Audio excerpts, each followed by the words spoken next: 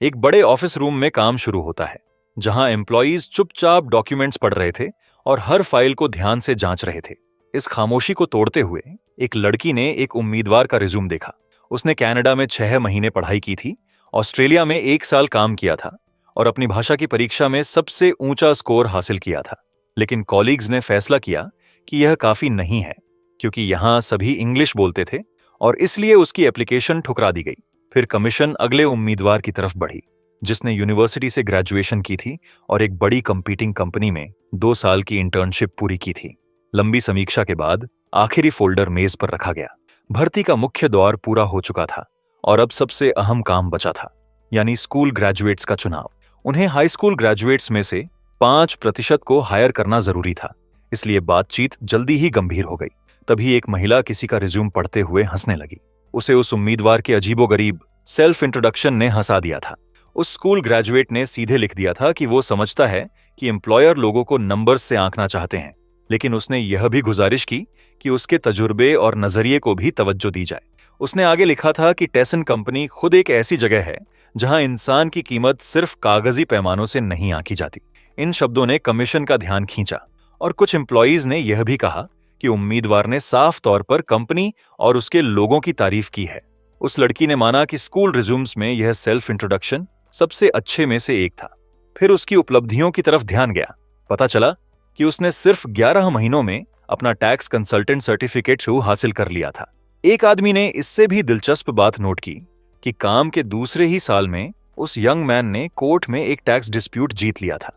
जाहिर है कि शायद किसी अनुभवी मेंटोर की मदद रही होगी, लेकिन उस मदद के बावजूद उसकी काबिलियत काफी अच्छी लग रही थी। आखिरकार कमिटी एश्योर्ड इम्यूनिटी ने फैसला किया कि उम्मीदवार को आगे बढ़ने दिया जाए और बाकी स्टाफ को यह देखने की उत्सुकता हो गई कि यह ग्रेजुएट डेज में कितने समय तक टिक पाता है। कहानी धीरे धीरे ओलिवर के अतीत की तरफ मुड़ती है, जो गरीबी में पला बढ़ा था और अक्सर अपने हमुम्र बच्चों की हंसी का निशाना बनता था। उसके लिए सबसे तकलीफदेह था जब स्कूल के बाद बाकी बच्चे अलग अलग गतिविधियों के लिए चले जाते और वो अकेला प्लेग्राउंड पर रह जाता। लेकिन यह दबाने वाली घुटन भरी गरीबी उसे किसी तरह अजीब लगती थी। प्रोटोगोनिस्ट को जल्दी ही समझ आ गया था कि उसका परिवार एक खतरनाक दोराहे पर जी रहा है। बाहर से वे आम लोगों जैसे दिखते थे, लेकिन असल में पाई पाई जोड़कर गुजारा करते थे। एक भी गलती तबाही बन सकती थी। इसीलिए उस लड़के को लगता था कि वो अपने आसपास के लोगों जैसी आजादी से नहीं जी सकता। वक्त के साथ ओलिवर बड़ा हुआ और उसने आखिरकार हार मानने का फैसला कर लिया। हाई स्कूल के पहले साल में ही उसने यूनिवर्सिटी जाने का सपना छोड़ दिया।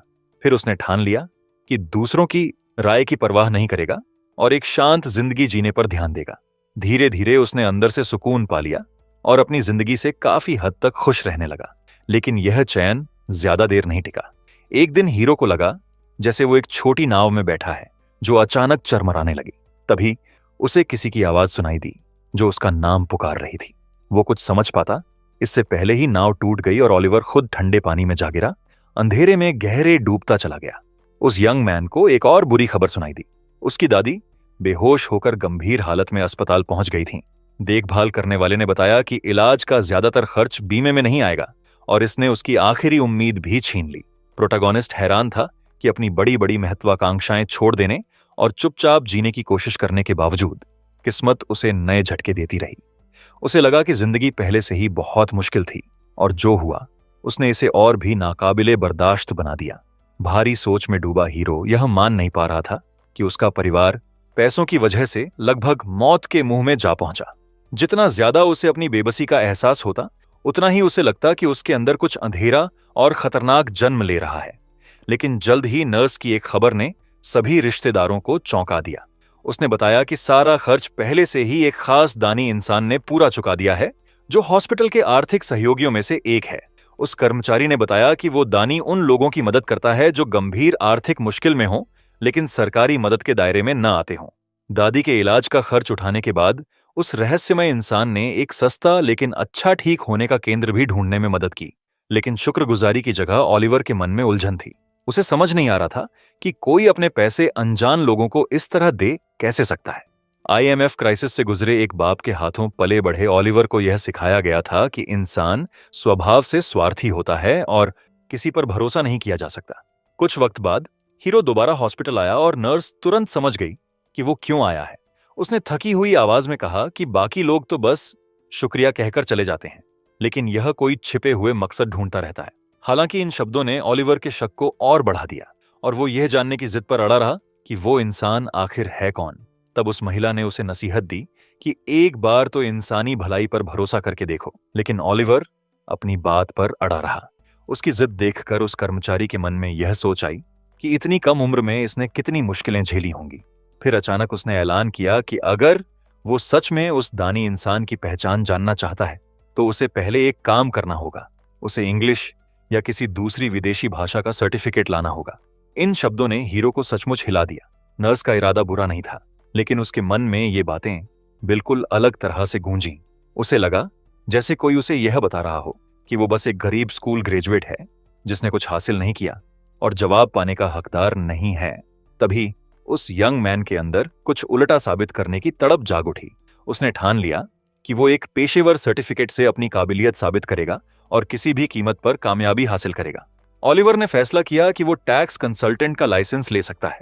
तब से कई साल बीत गए। एक दिन ओलिवर फिर उसी हॉस्पिटल में नजर आया। जाना पहचाना चेहरा देखकर नर्स को पहले अपनी आंखों पर यकीन नहीं हुआ। वो ओलिवर ही था, लेकिन अब बिल्कुल बदला हुआ। एक महंगे सूट में, हाथ में एक रहस्यमय डिब्बा लिए, उसके सामने एक बिल्कुल अलग इंसान खड़ा था। उस यंग मैन ने उसे सलाम किया और माना कि वो थोड़ा देर से आया। फिर उसने एक दस्तावेज थमाया जिसे देखकर वो महिला हैरानी से जम गई। वो एक टैक्स कंसल्टेंट सर्टिफिकेट था। नर्स ने फिर बताया कि उस दानी ने फैसला उसी पर छोड़ा था, लेकिन एक शर्त रखी थी। ओलिवर के नतीजों के आधार पर वो चाहे तो उसकी पहचान बताए या नजरअंदाज कर दे। फिर उसने कहा कि उसने फैसला कर लिया है और अब वो उसे वो जानकारी दे सकती है जो उसे चाहिए। इस पर ओलिवर का चेहरा साफ बेचैन हो गया। उसके माथे पर पसीना आ गया और दिल तेजी से धड़कने लगा। आखिरकार उसे एक फोन नंबर मिला जिसमें उस इंसान की जानकारी थी जिसकी पहचान वो इतने अरसे से जानना चाह रहा था। जब यंग मैन उस स्क्रीन को ध्यान से देख रहा था, नर्स मुस्कुराते हुए उसकी प्रतिक्रिया देखने का इंतजार कर रही थी। उधर हीरो उस जानकारी को देखता रहा और सोचता रहा कि क्या यह सच में वही इंसान है। वहां एक शख्स का जिक्र था जिसका नाम क्रिस्टोफर था, टैसन कंपनी का CFO। ओलिवर यह जानकर हैरान रह गया कि यह इतना असरदार इंसान भी सिर्फ हाई स्कूल तक पढ़ा था और उसने यूनिवर्सिटी की तालीम नहीं ली थी। साथ ही IMF क्राइसिस के दौरान उसने एक मुश्किल हालात को आगे बढ़ने के मौके में बदल दिया था और अकाउंटेंट से मैनेजर तक का सफर तय किया था। IMF क्राइसिस ने ओलिवर के परिवार को तबाह कर दिया था, जबकि क्रिस्टोफर के लिए वही ऊपर उठने की सीढ़ी बन गया। उसकी दिलचस्पी देखकर नर्स ने कहा कि यही वो इंसान था जिसने उसकी दादी का इलाज करवाया था। यह सुनकर यंग मैन और भी गहरी सोच में डूब गया। एक तरफ ऊंचा ओहदा बहुत सारे पैसे होने की वजह तो समझा देता था, लेकिन दूसरी तरफ असली सवाल अभी भी बाकी था कि ऐसा असरदार इंसान अपना पैसा अनजान लोगों पर क्यों खर्च करेगा। ओलिवर समझना चाहता था कि इतना भोला इंसान कारोबार की इस बेरहम दुनिया में कैसे टिका रहा और किसी बड़े कंपनी के शीर्ष तक कैसे पहुंचा। बातचीत के बाद ओलिवर ने जल्दी से अपना फोन निकाला। उस वक्त उसके मन में यह ख्याल आया कि क्रिस्टोफर के इस काम की असली वजह जानने का एकमात्र रास्ता खुद उसी से मिलना है। उसे पहले से एक संदेश मिल चुका था कि उसे कंपनी के सोशल प्रोग्राम्स मैनेजमेंट डिपार्टमेंट में आधिकारिक तौर पर चुन लिया गया है। वक्त देखा तो सुबह के 8 बजने में सिर्फ 5 मिनट बाकी थे। हीरो ने सूट पहना, एक सूटकेस उठाया और सडंग स्टेशन के पास डेस्क नंबर 5 ट्रेनिंग सेंटर की तरफ निकल पड़ा, जहां पहला दौर होना था। वहां पहुंचकर उसकी नजर एक लड़की पर तुरंत पड़ी। वो भी कंपनी में नई भर्ती हुई थी। इधर उधर देखा तो और भी लोग नजर आए। साफ था कि वो सब चुनाव के आखिरी दौर में कामयाब हो चुके थे। जब सब लोग रवानगी का इंतजार कर रहे थे, तब यंग मैन को एक हफ्ते पहले की बात याद आई। उसे एक डिब्बा मिला था जिसमें नौकरी के कागजात और कंपनी की तरफ से एक स्वागती तोहफा था। जब ओलिवर ने उसे खोला तो पहले लगा कि अंदर कोई साधारण डायरी है, लेकिन असल में उसमें कहीं ज्यादा था। उस डिब्बे में एक दुर्लभ रंग का नया स्मार्टफोन था, वायरलेस हेडफोन्स थे, चार्जर था और यहां तक कि एक स्पोर्ट्स यूनिफॉर्म भी था। जब ओलिवर ने सोचा कि 5000 नए एम्प्लॉयीज सभी को ऐसे ही तोहफे मिले होंगे तो खर्चा बेहिसाब लगा। लेकिन फिर उसे एहसास हुआ कि टेसन जैसी दिग्गज कंपनी के लिए यह खर्चा कुछ भी नहीं था और इसी बात ने उसे कंपनी के पैमाने का अंदाजा दिया। अगर कोई कंपनी एम्प्लॉयज के काम शुरू करने से पहले ही इतना पैसा लगाती है तो इसका मतलब है कि वो सच में उनकी वफादारी को अहमियत देती है। हीरो को आदत थी कि ज्यादातर कंपनीज एम्प्लॉयज को बस एक पुर्जे की तरह देखती हैं, लेकिन यहाँ सब कुछ अलग लग रहा था। जल्द ही बसें नए भर्ती हुए लोगों को ट्रेनिंग सेंटर तक ले गईं, जो बड़ा और अच्छी तरह से सुसज्जित था। लेकिन वहां मौजूद लोगों में टेसन इलेक्ट्रॉनिक्स या टेसन सिक्योरिटी जैसी मुख्य शाखाओं का एक भी कर्मचारी नहीं था। सूची में सिर्फ छोटी और कम जानी पहचानी सहायक कंपनियों के कर्मचारी थे। चश्मे वाले एक लड़के ने हैरानी से कहा कि उसने ताओन वेल बीइंग का नाम कभी नहीं सुना था और वहां सिर्फ एक ही इंसान को लिया गया था।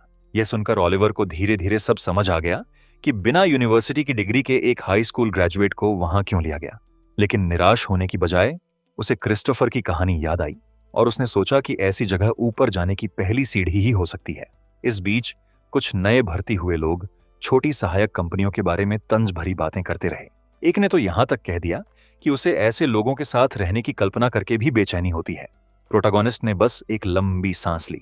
उसके नजरिए से ऐसे लोग हमेशा होते हैं जो दूसरों को उनके ओहदे और काम की जगह से आंकते हैं। लेकिन माहौल जल्द ही बदल गया। जब सब ट्रेनिंग सेंटर के बड़े हॉल में जमा हुए तो बातचीत धीरे धीरे बंद हो गई। सबको एहसास हुआ कि वो कंपनी के ऊंचे पदों से अब भी बहुत दूर हैं। इसलिए पहले वाला घमंड जल्दी ही हवा हो गया। कमरे में एक खामोश तनाव छा गया। तभी एक आदमी बिजनेस सूट में मंच पर आया। उसने फौरन सबका ध्यान खींचा और कहा कि उन्हें बस एक बात याद रखनी है कि वो टेसन में है। इसके बाद उसने कहा कि बहुत से लोग शायद खुद को नाकाम समझ रहे होंगे क्योंकि वो मुख्य शाखाओं में नहीं गए। लेकिन उसने समझाया कि किसी अच्छी सहायक कंपनी में जगह पाना अकेले काफी नहीं है। वक्ता ने जोर देकर कहा कि टेसन में हमेशा काबिलियत और नतीजों को विभाग के नाम से ऊपर रखा जाता है। उसने नए लोगों से अपील की कि वो अपनी काबिलियत काम से साबित करें और उस इंस्ट्रक्टर की बात खत्म होते ही हॉल तालियों से गूंज उठा। यहां तक कि ओलिवर, जिसे ऐसे कॉर्पोरेट आयोजन पसंद नहीं थे, वो भी बाकियों के साथ ताली बजाने पर मजबूर हो गया। अगले कुछ दिनों में ट्रेनिंग जारी रही, जिसमें टेसन कॉर्पोरेशन की बनावट, उसकी उपलब्धियों और बाजार में उसकी जगह के बारे में बताया गया। धीरे धीरे बहुत से नए लोग कंपनी के लिए लगभग बिना शर्त की तारीफ करने लगे। लेकिन ओलिवर सतर्क रहा। उसके नजरिए से कोई कंपनी सिर्फ 3 हफ्ते की वफादारी की लेक्चर्स के लिए इतना पैसा नहीं लगाती।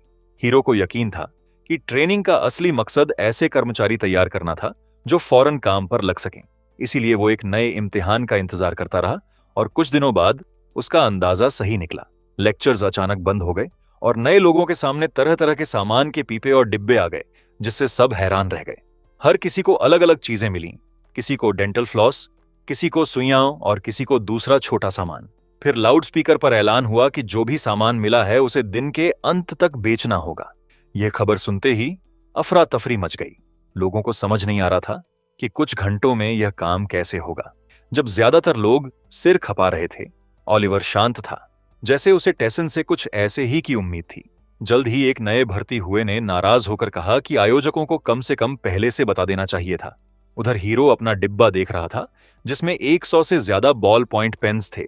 जब वो सोच में पड़ा हुआ था तो एक महिला ने सुझाव दिया कि सब लोग आपस में ही एक दूसरे से सामान खरीद लें, क्योंकि इस पर कोई सीधी मनाही नहीं थी। यह आइडिया जल्दी फैल गया और कोई पहले से ही पेंसिल शार्पनर्स और दूसरी चीजें बेचने लगा। लेकिन यंग मैन सामान नहीं बल्कि सर्वेलेंस कैमरास को देख रहा था। उसे शक था कि आयोजक हर किसी की हरकत पर नजर रख रहे हैं। और फिर हीरो के मन में एक योजना बनने लगी। स्कूल की पढ़ाई पर हुई हंसाई याद करके ओलिवर ने बस एक मुस्कान ली और ठान लिया कि यह साबित करेगा कि असल में ज्यादा काबिल कौन है। उसी वक्त ऑब्जर्वेशन रूम में टेसन के अधिकारी मॉनिटर्स के जरिए सब देख रहे थे। उनमें से एक कैथरीन थी, जो टेसन के 5वें ट्रेनिंग सेंटर की प्रमुख थी। वो महिला थकी हुई आह भरते हुए नए लोगों की घबराहट देख रही थी। यह प्रतिक्रिया पूरी तरह अनुमानित थी। इस इम्तिहान का मकसद था कि नए लोगों को उनके आराम के दायरे से बाहर निकाला जाए और देखा जाए कि वो अचानक की परिस्थिति में कैसे पेश आते हैं। कुछ लोगों ने बाहर सड़क पर ही दुकान लगाने की कोशिश कर ली थी, लेकिन कुल मिलाकर नजारा अभी भी अव्यवस्थित था। कैथरीन ने नोट किया कि कर्मचारी कम लचीले होते जा रहे हैं और नई परिस्थितियों में और उलझते जा रहे हैं। उसे खास तौर पर यह देखकर हैरानी हुई कि वहां सिर्फ ताजे ग्रेजुएट्स ही नहीं बल्कि काम का तजुर्बा रखने वाले लोग भी थे। फिर भी सब बहुत धीमे थे। इम्तिहान शुरू हुए लगभग 30 सेकंड हो चुके थे। तभी एक अधिकारी ने सबसे 5वीं स्क्रीन की तरफ ध्यान दिलाया। उस पर ओलिवर था। बाकियों के विपरीत वो घबराहट में शामिल नहीं था और न ही तुरंत सामान से पीछा छुड़ाने की कोशिश कर रहा था। वो शांति से खड़ा होकर हालात का ध्यान से जायजा ले रहा था। इसने फौरन अधिकारियों का ध्यान खींचा। रिकॉर्डिंग दोबारा देखने के बाद उन्होंने निष्कर्ष निकाला कि यंग मैन बस कुछ ही सेकंड के लिए उलझा था। फिर उसने जल्दी से समझ लिया कि माजरा क्या है। वो दूसरे नए लोगों की हरकतें देखने लगा और आसपास के माहौल का जायजा लेने लगा। यह देखकर कैथरीन को सच में दिलचस्पी हो गई। उसे लगा कि इस लड़के ने आयोजकों का मंसूबा भांप लिया है। उधर ओलिवर ने बैग उठाया और बाहर की तरफ चल दिया। बाकी लोगों को आपस में सुलझाने के लिए छोड़ दिया। इससे अधिकारियों को पक्का यकीन हो गया कि वो पहला है जिसने खेल के नियम समझे और वो बाकियों से अलग तरीके से काम करने वाला है। तभी एक अधिकारी गंभीर हो गया और पूछा कि स्क्रीन पर कौन सा कमरा दिख रहा है। बताया गया कि यह पूर्वी क्षेत्र का कमरा 32 है और उस नए कर्मचारी का नाम ओलिवर है। जिसके बाद सबने उसकी फाइल देखी। पता चला कि हीरो को टेसन वेल बीइंग डिवीजन में रखा गया है और यह सुनकर कैथरीन ने हैरानी से सिर उठाया। सभी विकल्पों में से यह डिवीजन लगभग कंपनी द्वारा भुला दी गई मानी जाती थी। उसके बगल में बैठे आदमी ने भी कहा कि यह कोई अच्छी जगह नहीं है और ओलिवर किसी दूसरी सहायक कंपनी में ज्यादा काम का होता। लेकिन कैथरीन ने असहमति जताई और याद दिलाया कि यह बंटवारा हर उम्मीदवार की पढ़ाई, काबिलियत और तजुर्बे को परखने के बाद किया गया था। पास बैठे एक कर्मचारी ने हैरानी से पूछा कि क्या ओलिवर को अलग से नजर में रखा जाए। कुछ सोचने के बाद उसने जवाब दिया कि अगर उसकी किस्मत में वेल बीइंग में काम करना है तो इस इम्तिहान में कामयाबी का अब कोई खास मतलब नहीं रह जाता। उसके नजरिए से मैनेजमेंट ने यह फैसला किसी वजह से किया है, भले ही अभी उसमें क्षमता दिख रही हो। कोई नहीं जानता कि वो आगे कैसा करेगा। हालांकि कैथरीन ने माना कि वो आखिरी नतीजे देखना चाहती है और कहा कि जब उसकी रिपोर्ट तैयार हो तो उसे बताया जाए।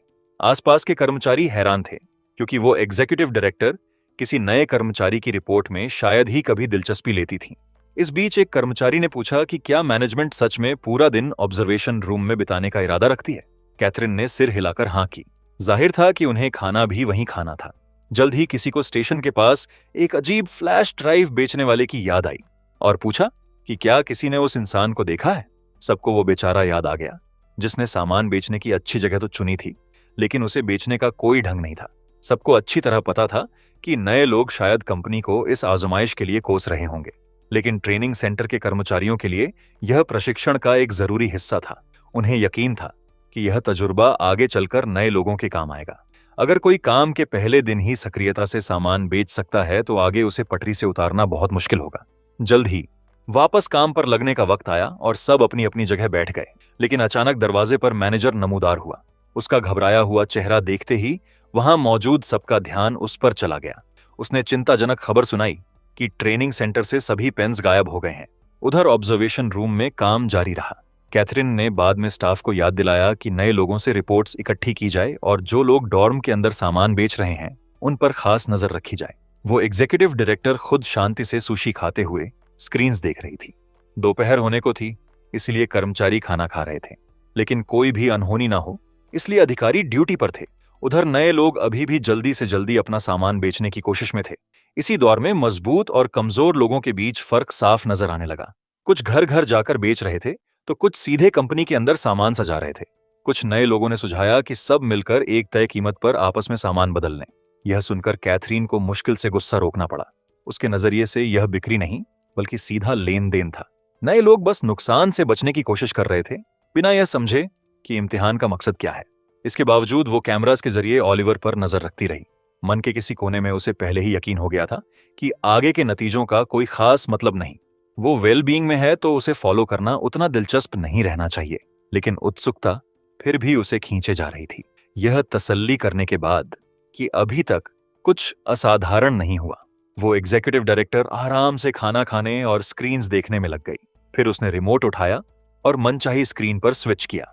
मॉनिटर पर ओलिवर अभी भी हालात का जायजा ले रहा था और कैथरीन को लगने लगा कि यह यंग मैन मुख्य इमारत में कुछ न कुछ करने की सोच रहा है। वो एक बड़े कार्डबोर्ड बॉक्स को हाथ में लिए आत्मविश्वास के साथ इमारत के अंदर चला गया। यह इतना अप्रत्याशित था कि एक तजुर्बेकार मैनेजर भी उसका अगला कदम नहीं भांप सकी। उसकी अजीब प्रतिक्रिया देखकर बगल में बैठे आदमी ने हैरानी से पूछा कि क्या कुछ असाधारण हुआ है। उस महिला को लगा कि कुछ अनोखा हो रहा है और उसने अचानक ऐलान किया कि उसे फौरन वहां से जाना होगा।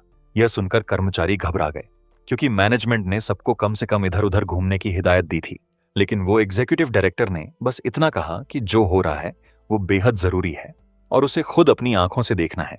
यह उसका निजी फैसला था। जाने से पहले कैथरीन ने एक बार फिर मॉनिटर्स देखे और एक कर्मचारी घबराकर उसके पीछे दौड़ा कुछ कहने की कोशिश करते हुए, लेकिन वो महिला तेजी से बाहर की तरफ बढ़ रही थी, जिससे वो कर्मचारी और भी बेचैन हो गया।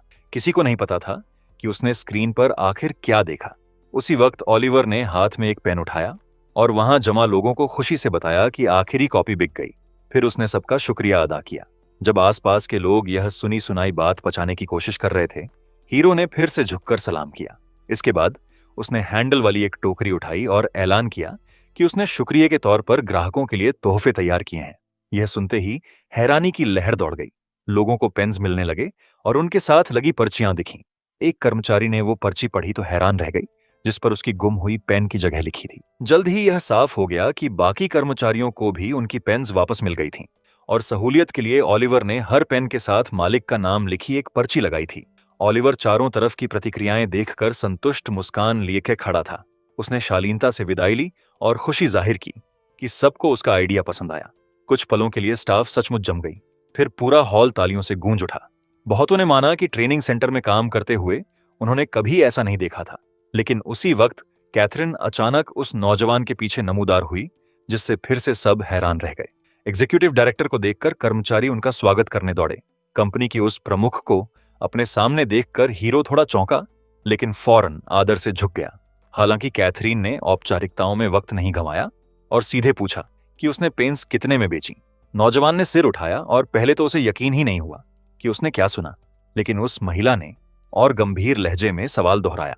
इस दौरान ओलिवर के दिमाग में वो लम्हा कौंधा जब उसे काम सौंपा गया था और उसे एहसास हुआ कि मैनेजमेंट नए लोगों पर नजर रख रही है।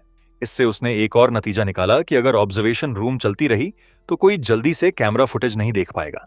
खतरा था, लेकिन उसे पता था कि जल्दी काम करना जरूरी है।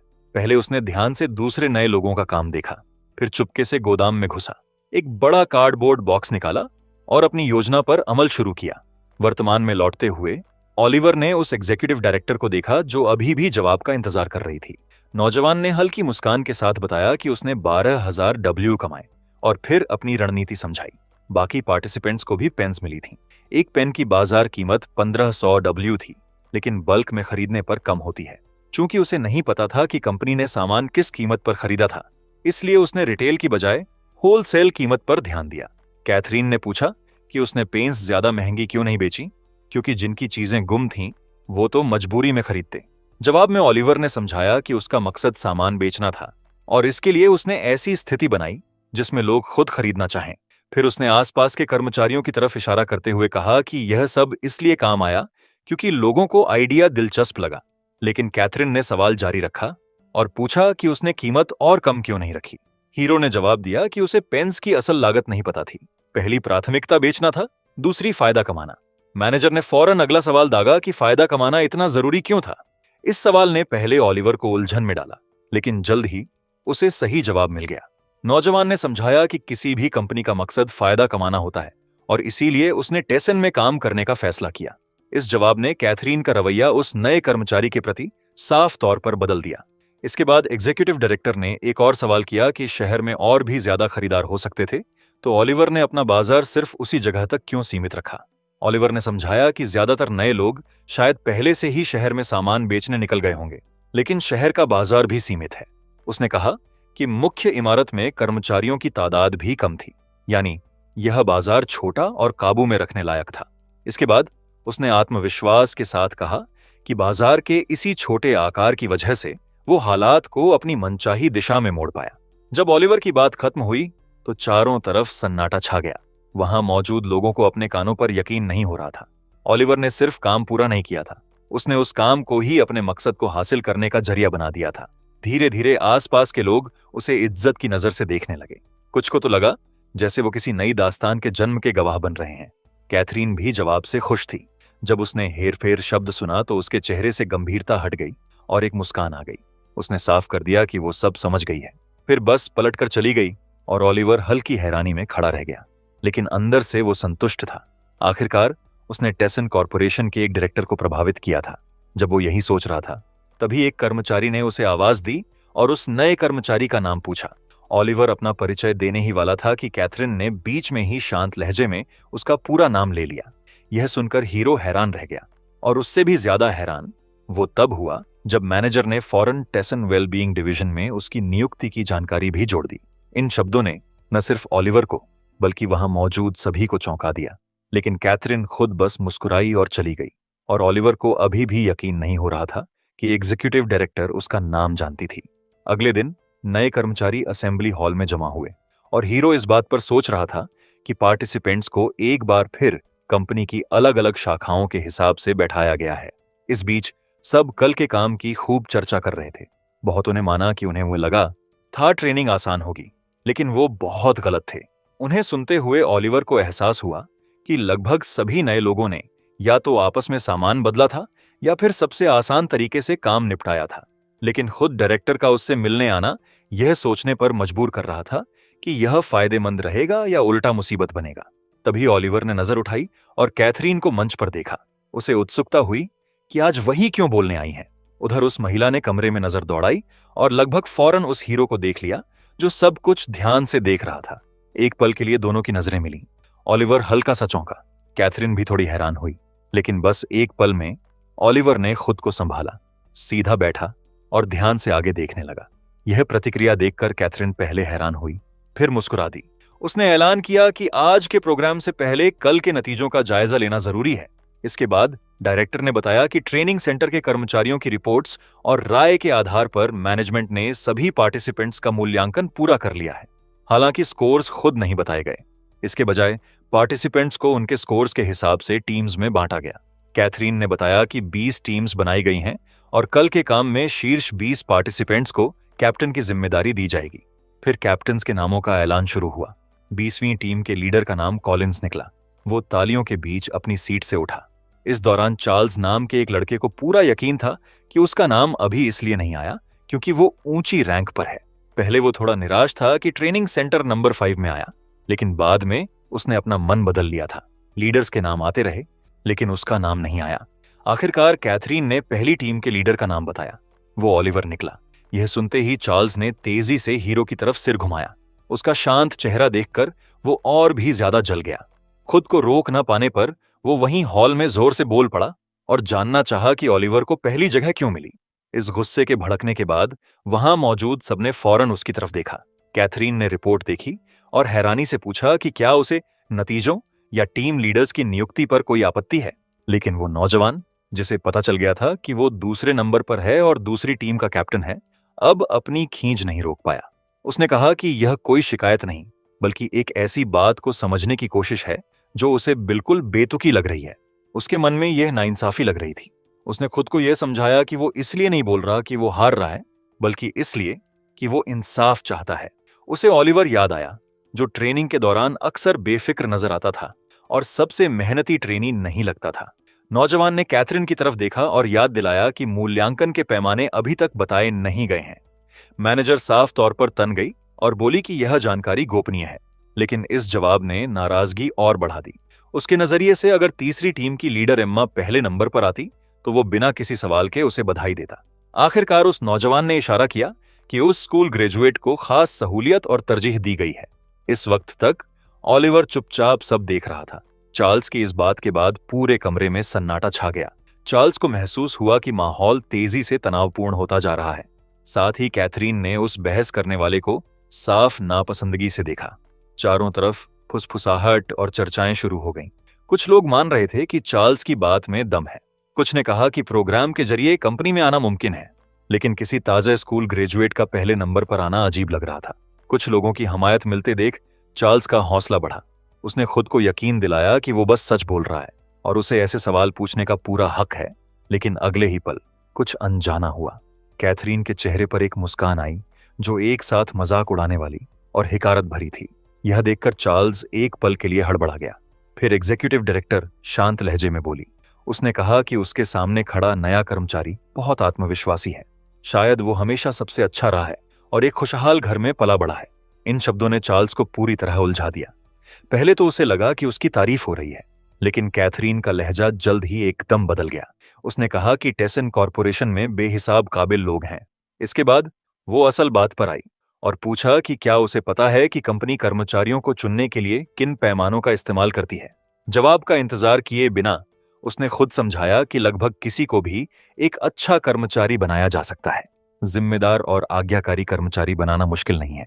वक्त के साथ वो खुद ही कंपनी के ढांचे का हिस्सा बन जाते हैं। उसकी बातें सुनते सुनते चार्ल्स का आत्मविश्वास डगमगाने लगा।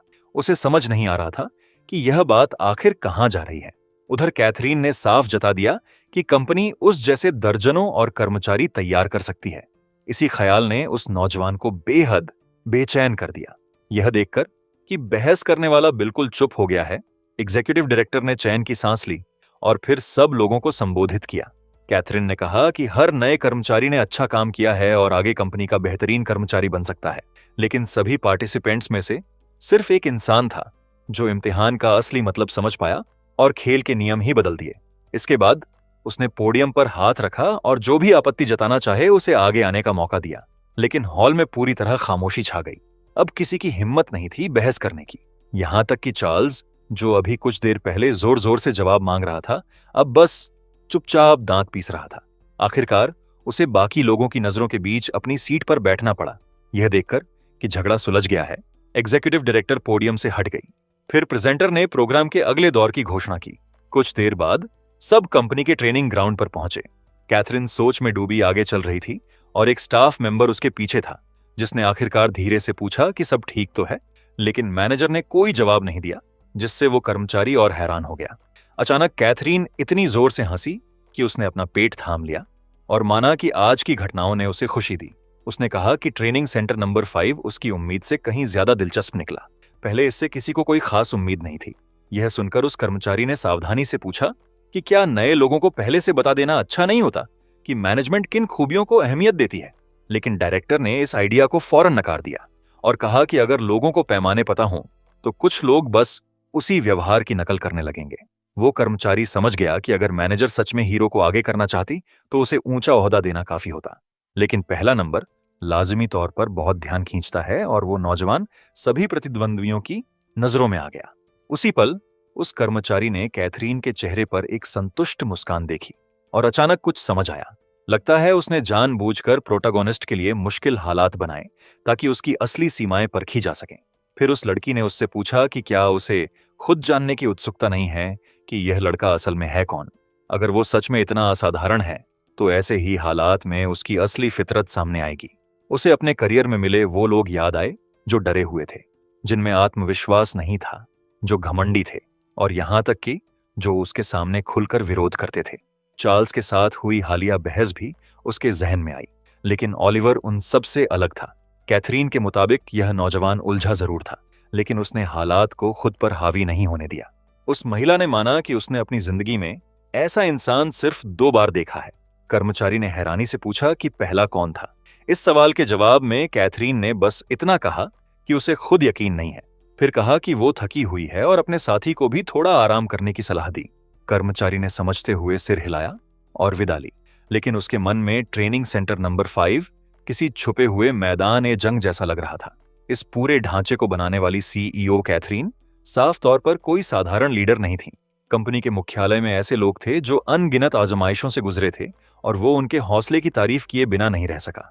लेकिन एक ख्याल उसे परेशान कर रहा था कि कैथरीन ने जिस पहले इंसान का जिक्र किया वो कौन था। उधर घटनाएं फिर बड़े असेंबली हॉल की तरफ लौटी। नतीजे सुनाए जाने के करीब 20 मिनट बाद एक ट्रेनी ने सुझाया कि शायद लीडर्स को जानकारी लेने के लिए बुलाया गया होगा और तब तक बाकी लोग आपस में जान पहचान बढ़ाएं।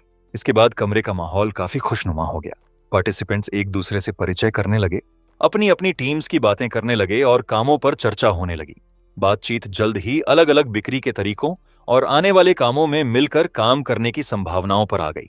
फिर किसी ने सुझाया कि सब एक दूसरे से जुड़े रहें और मुश्किल वक्त में मदद करें, जिसे बाकियों ने खुशी से माना।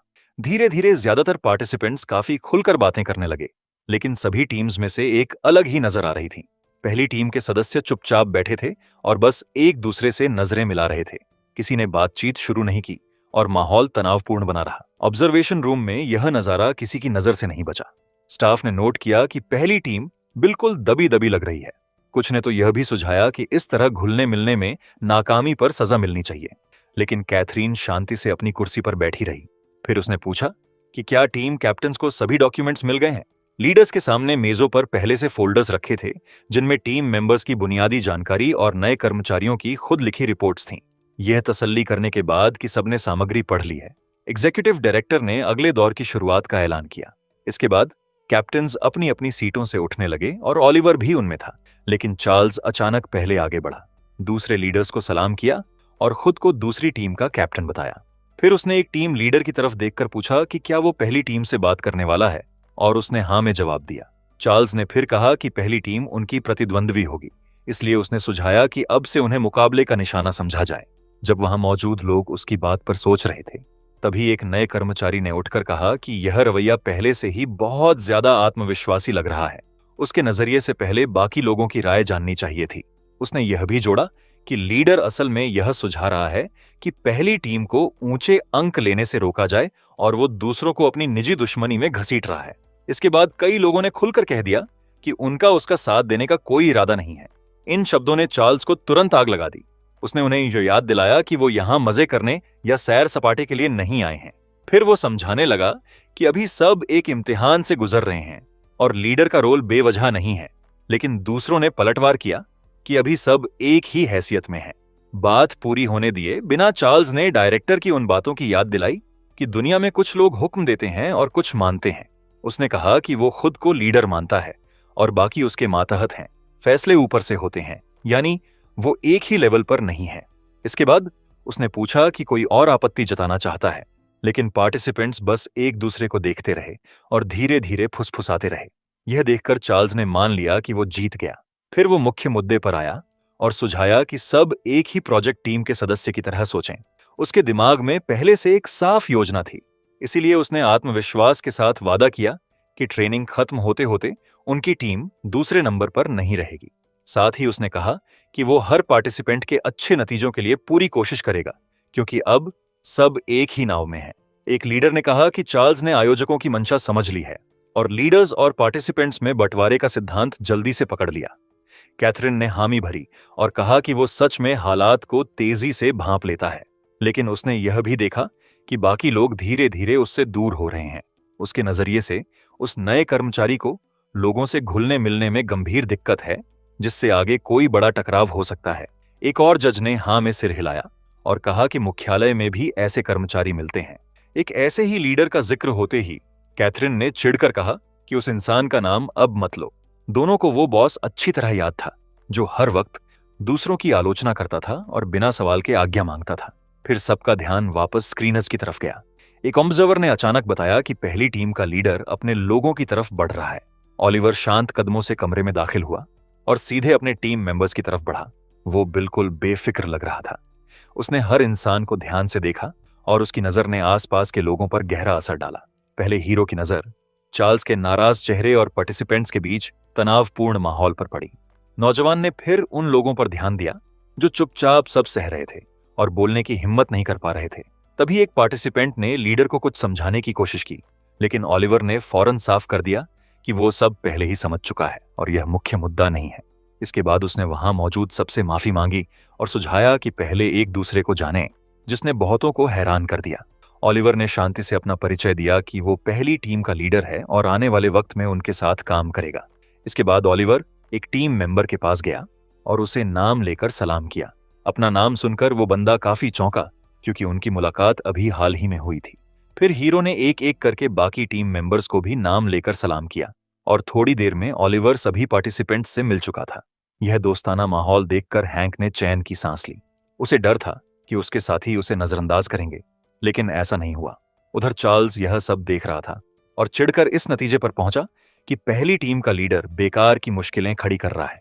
तभी कैथरीन को उसकी देरी की वजह समझ आई।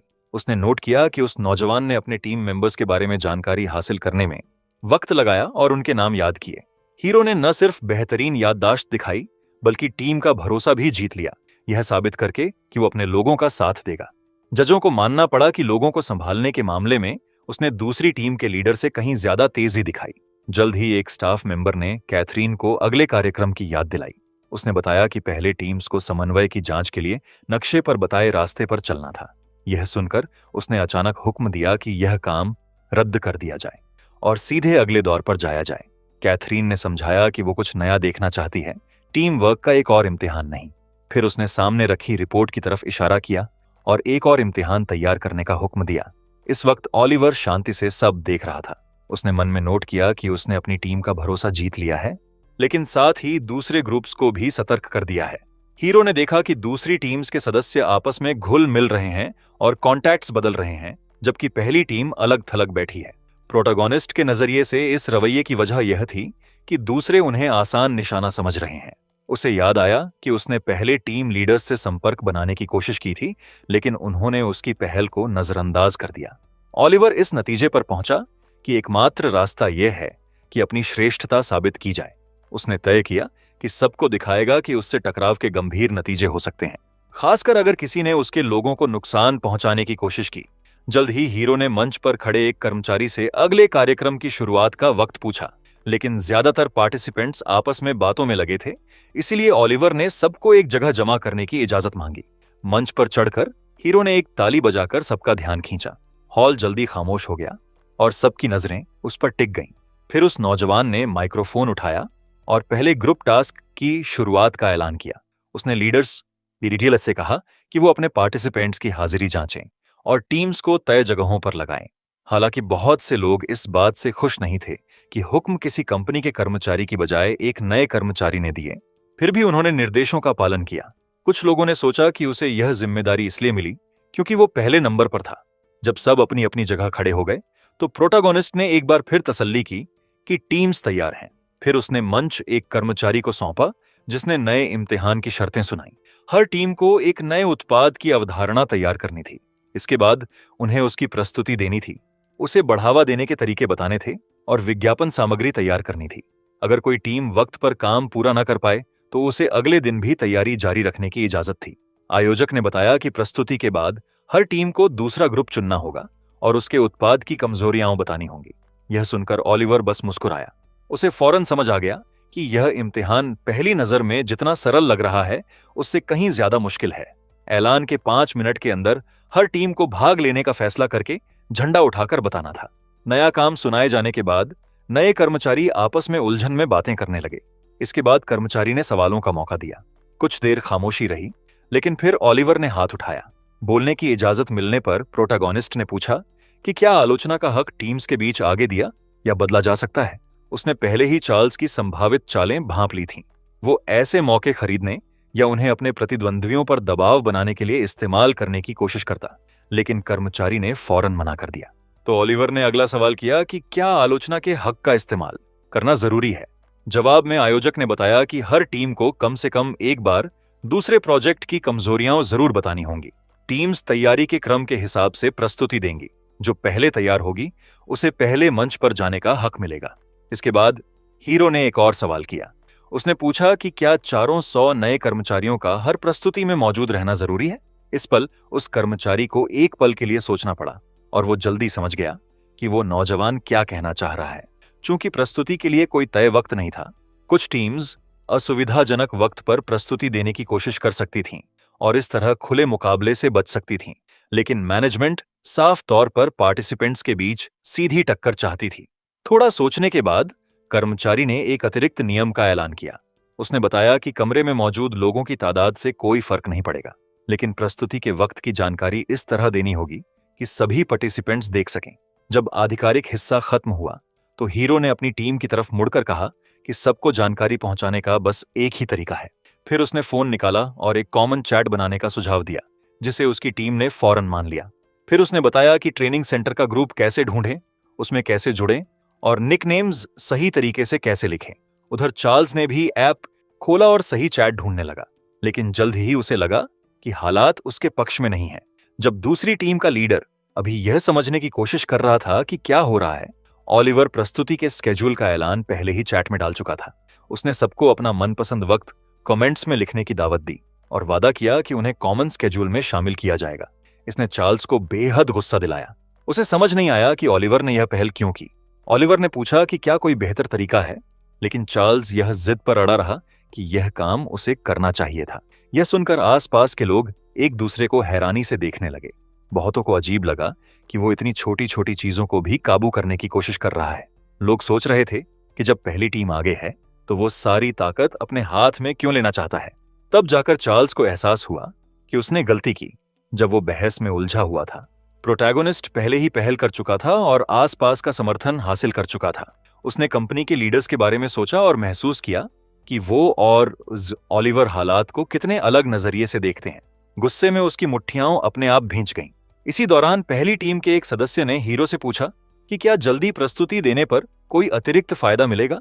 ओलिवर ने साफगोई से माना कि उसे स्कोरिंग सिस्टम की सही जानकारी नहीं है, लेकिन सुझाया कि प्रस्तुतियों का क्रम अहम भूमिका निभा सकता है। जब पहली टीम रणनीति पर चर्चा कर रही थी, चार्ल्स का सब्र आखिरकार टूट गया और उसने अपने लोगों को फौरन काम पर लगने का हुक्म दिया। हालांकि दूसरी टीम के बहुत से सदस्य उसके रवैये से नाखुश थे, फिर भी वो अपने लीडर के साथ हॉल से बाहर चले गए। जल्द ही दूसरी टीम के सदस्य आने वाले काम पर चर्चा में लग गए।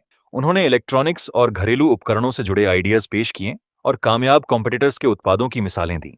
लेकिन जितनी लंबी चर्चा होती गई, उतनी ही थकान उस अनचाहे मुश्किल इम्तिहान से बढ़ती गई। चार्ल्स एक तरफ खड़ा नाखून चबा रहा था। उसका ध्यान प्रोजेक्ट पर बिल्कुल नहीं था, बल्कि वो ओलिवर को हराने की धुन में पूरी तरह डूबा हुआ था। उसे लग रहा था कि वो प्रोटोगोनिस्ट दिनों दिन और ज्यादा खतरनाक होता जा रहा है, इसलिए उसे जल्द से जल्द रोकना जरूरी है। जल्द ही वो इस नतीजे पर पहुंचा कि सिर्फ एक अच्छे आइडिया से जीत नहीं होगी। उसने तय किया कि किसी भी तरीके का इस्तेमाल करेगा, चाहे इसके लिए उचित मुकाबला छोड़ना ही क्यों ना पड़े।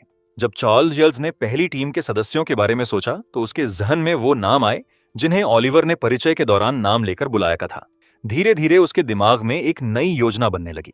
तभी उसके टीम मेंबर्स एक तैयार आइडियाज की सूची लेकर उसके पास आए और विकल्पों पर बात करने की पेशकश की, लेकिन लीडर ने उन्हें फौरन रोक दिया। उसने कहा कि इस वक्त उत्पाद की अवधारणा कोई खास अहमियत नहीं रखती। आयोजक उत्पाद से ज्यादा प्रस्तुति के कुल नतीजे में दिलचस्पी रखते हैं। यह जवाब सुनकर पार्टिसिपेंट्स उलझ गए और सीधे पूछा कि आगे क्या करना है। जवाब में चार्ल्स ने बस यह याद दिलाया कि उन्हें उसके निर्देशों का पालन करना है और वादा किया कि टीम को पहले नंबर पर ले जाएगा। इसके बाद चार्ल्स ने बताया कि वो थोड़ी देर के लिए जा रहा है और उसके जाने के बाद कमरे में एक अजीब सी खामोशी छा गई। लोग साफ तौर पर असहज थे, लेकिन कर कुछ नहीं सकते थे। उधर घटनाएं एक पुराने गोदाम की तरफ मुड़ी, जहां बुलाए गए पार्टिसिपेंट्स एक एक करके आने लगे। एक नौजवान ने फौरन कहा कि ज्यादा वक्त नहीं है, इसीलिए जल्दी से मिलने की वजह जाननी है। ओलिवर कमरे के बीच में शांति से खड़ा था। वो थोड़ी देर चुप रहा, फिर सीधे बात पर आने का सुझाव दिया। वहां जमा सब लोग उसे हल्के शक की नजर से देख रहे थे। इसके बाद हीरो ने अचानक ऐलान किया कि वो जंग शुरू करने जा रहा है। इन शब्दों ने वहां जमा सबको एक पल के लिए हिला दिया। तीसरी टीम की लीडर एम्मा खास तौर पर हैरान हुई। उस लड़की ने माना कि वो पहले ही समझ गई थी कि चार्ल्स को दावत क्यों नहीं दी गई। उसके नजरिए से प्रोटोगोनिस्ट ने शुरू से ही उस इंसान को बुलाने का इरादा नहीं किया था जिसे वो अपना दुश्मन मानता है। जवाब में उस नौजवान ने उसका अंदाजा सही बताया। चार्ल्स पहले ही पहली टीम को मुख्य दुश्मन मान चुका था और टकराव शुरू करने के लिए किसी आधिकारिक बयान की जरूरत नहीं थी। एम्मा ने सोचा। उसे सच में अजीब लग रहा था कि दूसरी टीम को छोड़कर लगभग सभी टीम्स के नुमाइंदे वहां मौजूद थे, लेकिन वो ओलिवर की दावत ठुकरा भी नहीं सकती थी, क्योंकि उसे लगा कि उसके पास जरूरी जानकारी है। आसपास के लोगों की थकान भांपते हुए हीरो ने फौरन अपनी बात साफ करने का फैसला किया। वो दूसरों से एक एहसान मांगना चाहता था। उसने समझाया कि अभी टीम्स आपस में प्रतिद्वंद्वी हैं, लेकिन वो पार्टिसिपेंट्स के बीच जरूरत से ज्यादा दुश्मनी से बचना चाहता है। इन शब्दों के बावजूद वहां मौजूद लोग सतर्क रहे। हालांकि ओलिवर उनकी प्रतिक्रिया समझता था।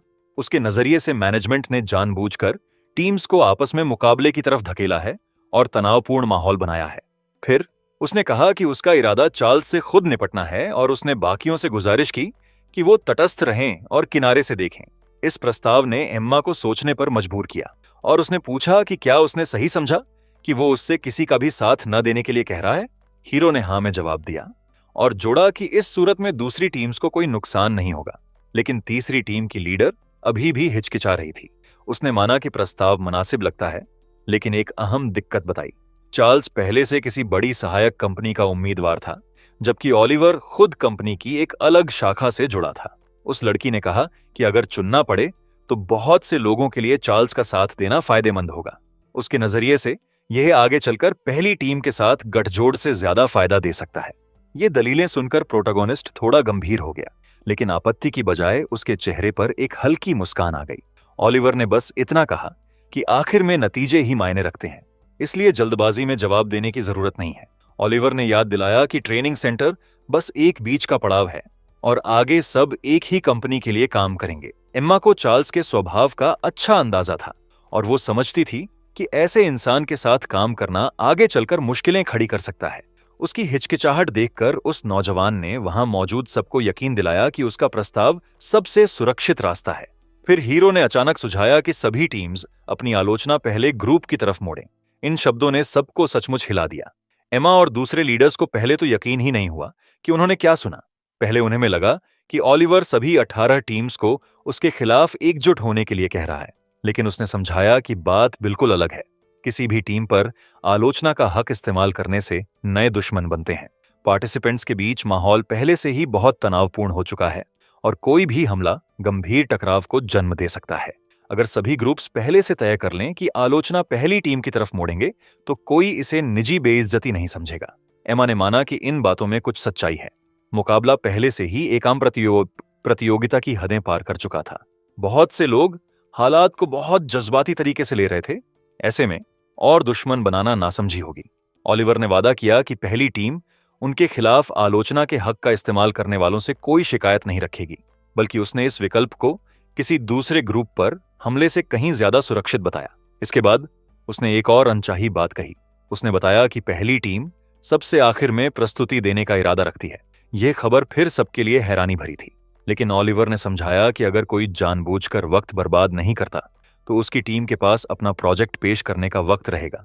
उसने यह भी माना कि उसने दूसरे ग्रुप्स की प्रस्तुतियों को जानबूझकर देरी से कराने और अपने लिए वक्त खरीदने का विकल्प भी सोचा था, लेकिन ऐसी योजना से बाकी सभी टीम्स दुश्मन बन जाती और यह वो नहीं चाहता था। फिर उसने जोर देकर कहा कि एक ऐसे समझौते में आना कहीं ज्यादा फायदेमंद है जिसमें सभी पक्षों को कुछ न कुछ मिले। एमा हैरानी से उसकी सोच देख रही थी और यह देखकर दंग थी कि उसने इतनी जल्दी सारे विकल्पों का जायजा ले लिया। बातचीत लंबी खींच रही है, यह भांपकर ओलिवर ने अपना प्रस्ताव संक्षेप में दोहराया। पहली टीम सबसे आखिर में प्रस्तुति देगी और बाकी ग्रुप्स उन पर आलोचना का हक इस्तेमाल कर सकते हैं। तभी एक लीडर ने पूछा कि अगर बाकी लोग सच में अपनी प्रस्तुतियां खींचने लगें तो क्या होगा। ओलिवर ने समझाया कि ऐसे में उसकी टीम पहले ही प्रस्तुति दे देगी। यह प्रस्ताव बस एक अतिरिक्त सहूलियत है। इस जवाब ने लोगों को काफी तसल्ली दी। फिर उसने एमा की तरफ रुख किया और याद दिलाया कि उसके पास खोने के लिए कुछ भी नहीं है और उसे धोखा देने में उसका कोई फायदा नहीं। इसके बाद हीरो ने समझौते को पक्का करने का सुझाव दिया और कमरे में कुछ देर खामोशी छा गई। एमा जितना इस बारे में सोचती उतना ही उसे लगता कि यह कोई आम स्कूल ग्रेजुएट नहीं है। उस लड़की को शक होने लगा कि शायद यह कंपनी की मैनेजमेंट से कहीं ज्यादा गहरे जुड़ा हो जितना वो दिखाता है, लेकिन ओलिवर बस अजीब सी मुस्कान के साथ यह साफ कर दिया कि ऐसे अंदाजे हकीकत से कोसों दूर हैं। मीटिंग खत्म करके हीरो अपनी टीम के पास लौटा, लेकिन फौरन कुछ अजीब माहौल महसूस किया। एक पार्टिसिपेंट हैंक हाथ में पेन लिए बैठा था और साफ कांप रहा था। फिक्रमंद ओलिवर उसके पास गया और पूछा कि सब ठीक है। पहले उस लड़के ने यह जताने की कोशिश की कि कोई खास बात नहीं हुई, लेकिन उसका व्यवहार बहुत संदिग्ध लग रहा था। फिर ओलिवर ने सावधानी से और पूछताछ की। पहले उसने अंदाजा लगाया कि शायद उसे घर पर कोई परेशानी है, फिर सोचा कि कोई उसे धमकी दे रहा है। इन शब्दों के बाद कमरे में सन्नाटा छा गया। बाकी टीम मेंबर्स भी बातचीत में दखल देने की जल्दी में नहीं थे। आसपास की प्रतिक्रियाएं देखकर ओलिवर समझ गया कि ज्यादातर को नहीं पता कि क्या हुआ है। फिर उसे टीम लीडर्स के साथ हाल की मीटिंग याद आई और वो इस नतीजे पर पहुंचा कि मामला दबाव या धमकी का हो सकता है। हालात को ध्यान से परखने के बाद उसे अचानक चार्ल्स पर शक हुआ। फिर उसने सीधे पूछा कि क्या वो इसमें शामिल है। इसके बाद हैंक ने आखिरकार फोन निकाला और माना कि उसे हाल ही में एक अजीब कॉल आया था। यह सुनकर ओलिवर और हैरान हो गया। ओलिवर ने कहा कि कॉल करने वाला बस एक और नया कर्मचारी है और उसके भविष्य पर कोई खास असर नहीं डाल सकता। लेकिन हैंक ने समझाया कि हालांकि वो गहरे दोस्त नहीं थे, लेकिन कॉल करने वाला उसी स्कूल का एक पुराना जान पहचान वाला निकला। ओलिवर ने जल्दी से हालात का जायजा लिया। अगर वो स्कूल का साथी और आगे का सहकर्मी है तो हैंक के लिए उसकी बात टालना सच में मुश्किल होता। फिर हीरो ने पूछा कि उससे असल में क्या चाहते हैं और उसने माना कि उससे पहली टीम की प्रस्तुति की जानकारी मांगी गई थी। वो लड़का फिर माफी मांगते हुए बोला कि वो गलत जानकारी देने को तैयार है, लेकिन ओलिवर ने यह आइडिया फौरन नकार दिया। वो जानता था कि ऐसा करने से चार्ल्स की दुश्मनी उसकी टीम के एक सदस्य की तरफ मुड़ जाएगी और यह वो नहीं चाहता था। थोड़ा सोचने के बाद उसने कहा कि यह खबर पहुंचा दो कि पहली टीम सबसे आखिर में प्रस्तुति देगी और दूसरे ग्रुप पर हमला करने का इरादा रखती है। यह फैसला वहां मौजूद सबके लिए हैरानी भरा था। कुछ लोगों ने यहां तक पूछा कि क्या सच में यह जानकारी देना ठीक रहेगा। लेकिन हीरो ने आत्मविश्वास के साथ अपनी बात दोहराई और इशारा किया कि उसके पास पहले से एक योजना है। उधर चार्ल्स कॉमन चैट में मैसेजेस देख रहा था, जहां टीम्स धीरे धीरे अपनी प्रस्तुति की स्लॉट्स भर रही थीं। ऑलिवर तय नहीं कर पा रहा था कि संभावित फायदे के लिए आज ही काम करना बेहतर होगा या कल तक इंतजार करना। जो हो रहा था वो एक असली जानकारी की जंग बन चुकी थी, इसीलिए सबसे पहले वो पहली टीम की योजना जानना चाहता था। जल्द ही उसके फोन पर एक नया मैसेज आया और पढ़ने के बाद उसे पता चला कि पहला ग्रुप सबसे आखिर में प्रस्तुति देगा। मिली जानकारी बहुत कम थी, इसीलिए चार्ल्स ने बस चिढ़कर हंसी उड़ाई, लेकिन प्रस्तुति का वक्त और मंसूबा काफी मुनासिब लग रहा था। फिर दूसरी टीम के लीडर ने संभावित हमले की तैयारी करने का फैसला किया। उसने अपने लोगों से प्रोजेक्ट की तैयारी के बारे में पूछा। उन्होंने बताया कि प्रस्तुति आज पूरी हो जाएगी। इसके बाद उसने प्लेटफॉर्म सर्विसेज की कमजोरियों, खासकर सुरक्षा मुद्दों का और गहरा अध्ययन करने का हुक्म दिया। कुछ पार्टिसिपेंट्स उसकी सोच नहीं समझ पाए और कहा कि उन्हें अपनी प्रस्तुति पर ध्यान देना चाहिए, लेकिन चार्ल्स ने बिना सवाल किए हुक्म मानने की मांग की, जिससे टीम में नाराजगी और बढ़ती गई। लेकिन उसने इस पर कोई ध्यान नहीं दिया। वो अभी भी मानता था कि बाकियों को उसके फैसले मानने ही होंगे। इसके बाद चार्ल्स दूसरे ग्रुप्स का जायजा लेने निकल गया। रास्ते में वो अलग अलग लोगों से बातें करता रहा और हालात का विश्लेषण करता रहा। चार्ल्स हैरान था कि हर ग्रुप में 19 पार्टिसिपेंट्स होने के बावजूद तैयारी में इतना वक्त क्यों लग रहा है। जल्द ही अगली प्रस्तुति शुरू हुई। 17वीं टीम के नुमाइंदों ने बिना खून लिए खून में शक्कर और कोलेस्ट्रॉल मापने का एक डिवाइस पेश किया। प्रस्तुति सुनते सुनते उसकी दिलचस्पी धीरे धीरे कम होने लगी। आइडिया पुराना लग रहा था और कुछ नया नहीं था। उसे यकीन था कि ऐसी सोच बहुत पहले से बहुत से माहिरों के दिमाग में आ चुकी है। असली मुश्किल हमेशा आइडिया नहीं, बल्कि उसे अमल में लाने की संभावना रही है। इसी वजह से चार्ल्स इस नतीजे पर पहुंचा कि वो टीम बस जल्दी से काम खत्म करने की कोशिश में गुणवत्ता से समझौता कर रही है। जब प्रस्तुति खत्म हुई तो टीम लीडर ने दर्शकों से पूछा कि कोई सवाल या टिप्पणी है। चार्ल्स की हैरानी के लिए कमरे में पूरा सन्नाटा था, जो उसे बेहद अजीब लगा। उसे प्रोजेक्ट में बहुत सी कमजोरियां नजर आ रही थीं और वो समझ नहीं पा रहा था कि कोई उन्हें बोल क्यों नहीं रहा। इस बीच स्टाफ ने अगली प्रस्तुति शुरू होने का ऐलान कर दिया। यह देखकर वो पूरी तरह उलझ गया। उसे यकीन नहीं हो रहा था कि इतने विवादास्पद प्रोजेक्ट को बिना एक भी टिप्पणी के यूं ही छोड़ दिया गया। फिर नई प्रस्तुतियां शुरू हुईं। एक टीम ने महिलाओं के लिए उत्पाद पेश किया, दूसरी ने बुजुर्गों की जरूरतों पर ध्यान दिया, लेकिन दर्शकों की प्रतिक्रिया लगभग वैसी ही रही। पार्टिसिपेंट्स चुपचाप सुनते रहे और कोई सवाल नहीं पूछा। यह जितना ज्यादा चलता रहा, चार्ल्स उतना ही बेचैन होता गया। वो समझ नहीं पा रहा था कि कोई आलोचना के हक का इस्तेमाल क्यों नहीं कर रहा। वो खुद दखल देना चाहता था, लेकिन खुद को रोककर बस चिढ़ में दांत पीसता रहा। धीरे धीरे उसे यकीन होने लगा कि कुछ ऐसा हो रहा है जिसकी उसे खबर नहीं। उसने तय किया कि अपनी प्रस्तुति जितना हो सके पीछे धकेलेगा और पहले हालात की तह तक जाएगा। जल्द ही देर शाम हो गई, लेकिन टीम्स अभी भी सक्रियता से अपने प्रोजेक्ट्स पेश कर रही थीं। चार्ल्स अभी भी पूरी तस्वीर नहीं समझ पाया था। साथ ही एक और बात उसे परेशान कर रही थी। हैंक दिन भर से मैसेजेस का जवाब नहीं दे रहा था। उसने कई बार लिखा और पहली टीम की खबर जाननी चाहिए, लेकिन कोई जवाब नहीं आया। वक्त के साथ उसके मैसेजेस और ज्यादा जिद भरे होते गए। आखिरकार उसने यहां तक धमकी दी कि अगर वो चुप रहा तो सारे संबंध खत्म कर लेगा। बस तब जाकर जवाब आया। हैंक ने माफी मांगी और बताया कि वो बहुत व्यस्त था और फोन मुश्किल से देख पाया। फिर उसने बताया कि पहली टीम का प्रोजेक्ट पेशेवर सेवाएं देने का एक प्लेटफॉर्म है। उसने यह भी जोड़ा कि वो ज्यादा देर बात नहीं कर सकता क्योंकि आसपास के लोग उसके व्यवहार पर ध्यान देने लगे। यह मैसेज पढ़कर चार्ल्स थोड़ा शांत हुआ, लेकिन उसे अभी भी लग रहा था कि कुछ और भी चल रहा है। जल्द ही वो इस नतीजे पर पहुंचा कि ऑलिवर ने दूसरे टीम लीडर्स के साथ कोई समझौता किया है। चार्ल्स को पक्का यकीन था कि उसने उन्हें दूसरे ग्रुप के खिलाफ मिलकर काम करने के लिए मना लिया है। उसके नजरिए से प्रस्तुतियों के बाद सवालों का न होना इसी से समझाया जा सकता था। जितना ज्यादा वो इस बारे में सोचता, उतना ही उसे यकीन होता जाता कि उसकी टीम को बचाव की तैयारी करनी होगी। ये ख्याल उस पर सवार हो गया और वो बार बार खुद से यही दोहराता रहा। इन्हीं सोचों के साथ वो प्रस्तुति हॉल से बाहर चला गया और अपनी प्रस्तुति अगले दिन तक के लिए टाल दी। इस तरह दूसरे दिन की प्रस्तुतियों तक वक्त गुजरा। दोपहर तक सिर्फ 2 टीम्स बची थीं, पहली और दूसरी। पार्टिसिपेंट्स इस लंबे चले आ रहे मुकाबले से साफ थक चुके थे और जल्दी से जल्दी खत्म करना चाहते थे। चार्ल्स तनाव में नतीजे का इंतजार कर रहा था, जबकि ऑलिवर अपनी हमेशा की शांति में था। माहौल हल्का करने के लिए ओलिवर अपने प्रतिद्वंद्वी के पास गया और उसे प्रस्तुतियों का क्रम चुनने का मौका दिया। इस सवाल ने दूसरी टीम के लीडर को फौरन सतर्क कर दिया। उसने दुश्मन की योजना समझने की कोशिश की, लेकिन नहीं समझ पाया। नतीजतन वो कोई फैसला नहीं कर पाया। फिर हीरो ने खुद ऐलान किया कि उसकी टीम पहले प्रस्तुति देगी। इसके बाद पहले ग्रुप के सदस्य मंच पर गए और तैयारी शुरू की। माइक्रोफोन संभालते हुए एक पार्टिसिपेंट ने प्रस्तुति शुरू की और बताया कि हर आकार की कंपनीज को किन मुश्किलों का सामना करना पड़ सकता है। बड़े कॉरपोरेशंस के अपने लीगल डिपार्टमेंट्स होते हैं, जबकि छोटे कारोबार अक्सर ऐसी मदद से महरूम रहते हैं। फिर टीम ने पहले से तैयार एक नाटकीय दृश्य पेश किया, जिसमें कई पार्टिसिपेंट्स ने अलग अलग संकट की स्थितियां यन की। ओलिवर ने दर्शकों को प्रोजेक्ट का मुख्य आइडिया समझाया और एक ऐसी सर्विस पेश की जो छोटे और मंझोले कारोबारों को मदद दिला सके। इसके बाद पार्टिसिपेंट्स ने प्लेटफॉर्म पर मौजूद माहिरों का परिचय कराया। वकील, हिसाबदार और सलाहकार, एक के बाद एक टीम ने उस सर्विस का नजरिया पेश किया जो अलग अलग क्षेत्रों के पेशेवरों को एक जगह लाएगी और क्लाइंट्स को हर तरफ से मदद देगी। प्रोजेक्ट का फायदा यह है कि किसी भी वक्त किसी बड़े कॉरपोरेशन जैसी माहिर मदद मिल सकती है। जब बात का पहला हिस्सा खत्म हुआ तो हॉल में अचानक सन्नाटा छा गया। फिर ओलिवर ने दोबारा माइक्रोफोन उठाया। उसने बताया कि पूरी प्रस्तुति ठीक 15 सेकंड की थी।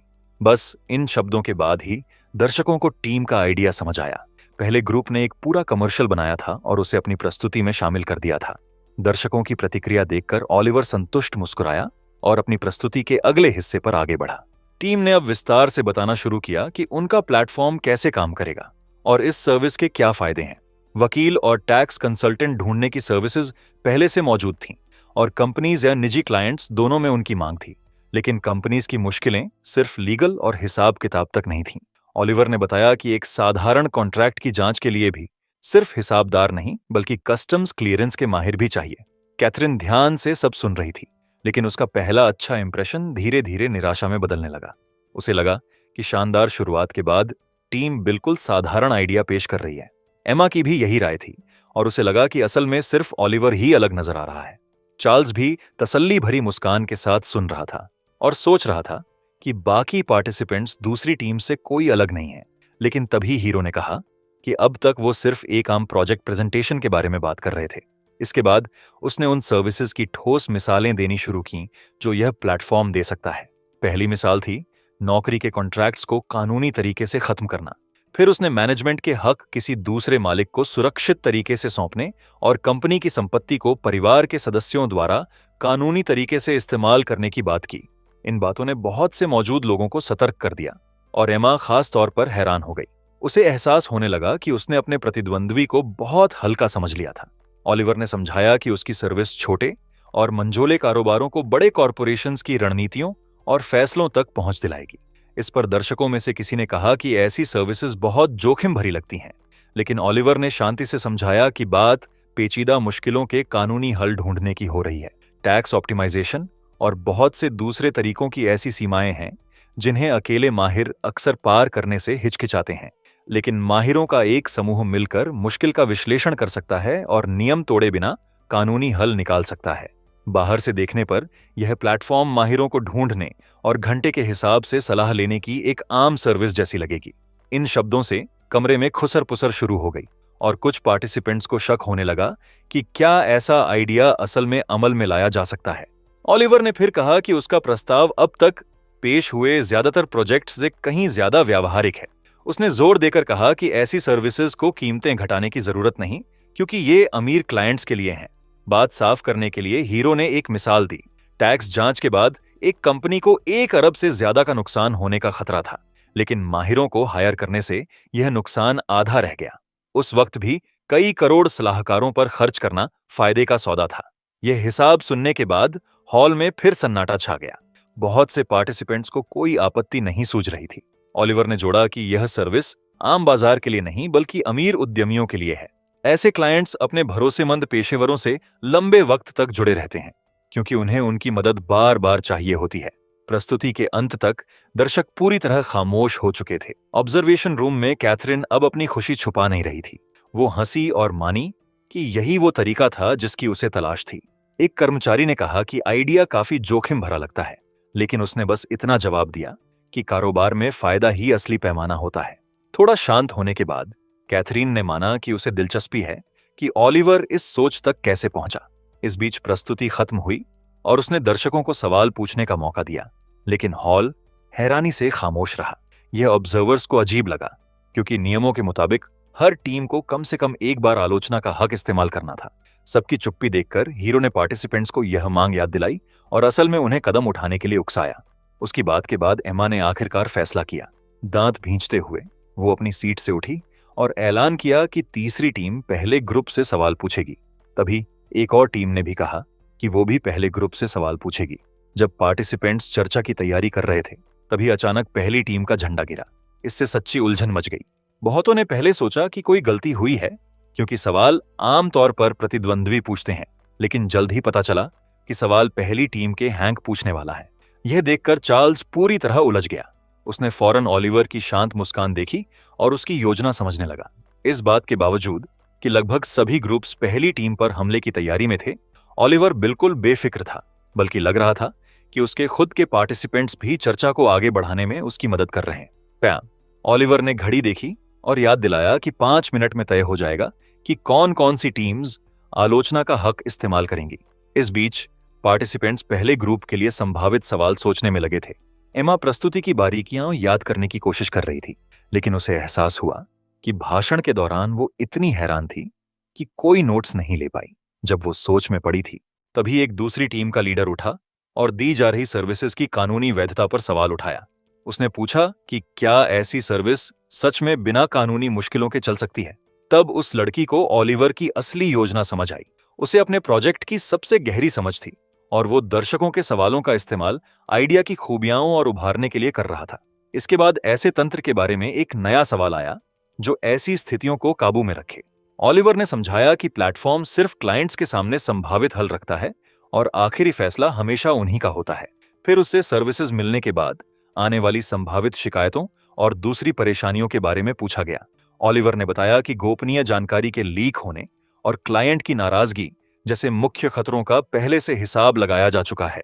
जल्द ही एक नया सवाल आया कि अगर कोई क्लाइंट सर्विस इस्तेमाल करके कारोबार को नुकसान पहुंचाए तो क्या होगा। ओलिवर ने माना कि ऐसा हो सकता है और ऐसे में उस क्लाइंट के साथ सहयोग फौरन बंद कर दिया जाएगा। इसके अलावा अगर कोई समझौते की शर्तें तोड़ता है तो कंपनी उसके लिए आगे की सारी बातचीत को नुकसानदेह बनाने की पूरी कोशिश करेगी। एमा सोचने लगी कि क्या टीम ने अपने हिसाब में ज्यादा ही दूर तक सोच लिया है, लेकिन यह तरीका ओलिवर के स्वभाव के बिल्कुल मुताबिक था।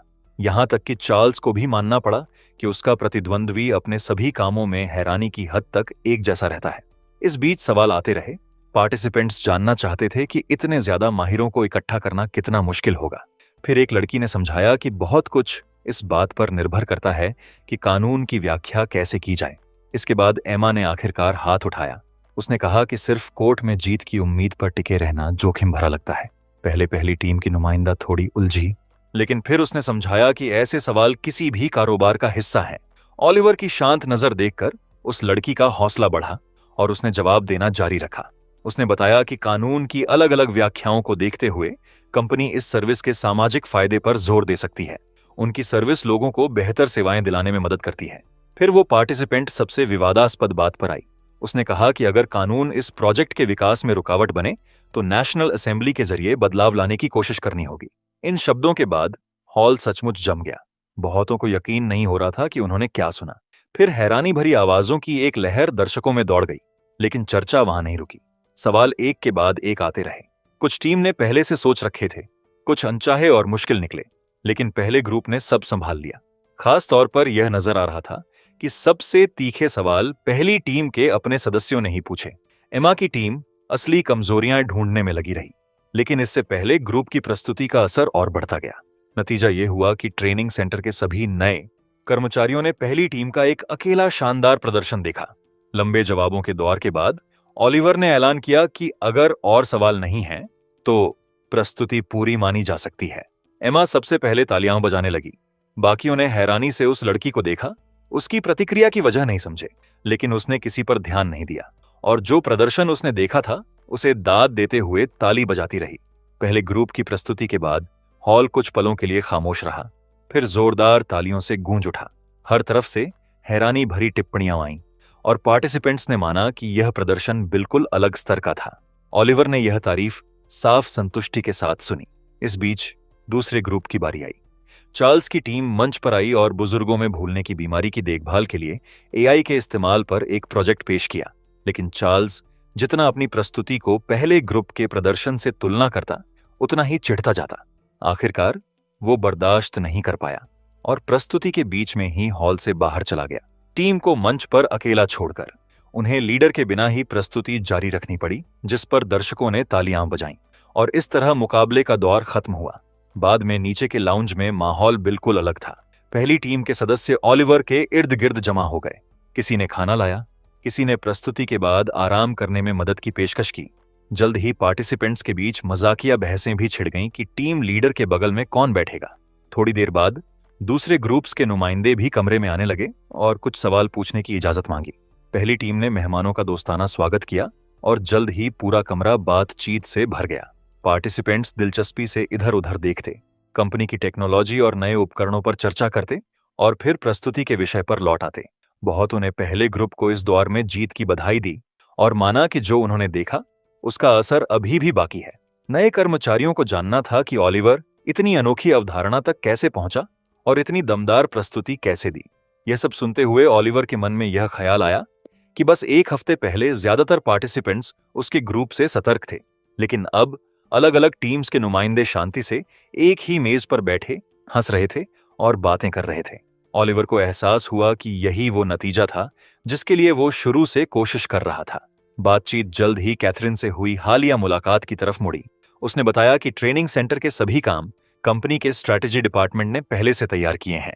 प्रोग्राम में 5 मुश्किल के स्तर हैं और मौजूदा इम्तिहान तीसरे स्तर पर था।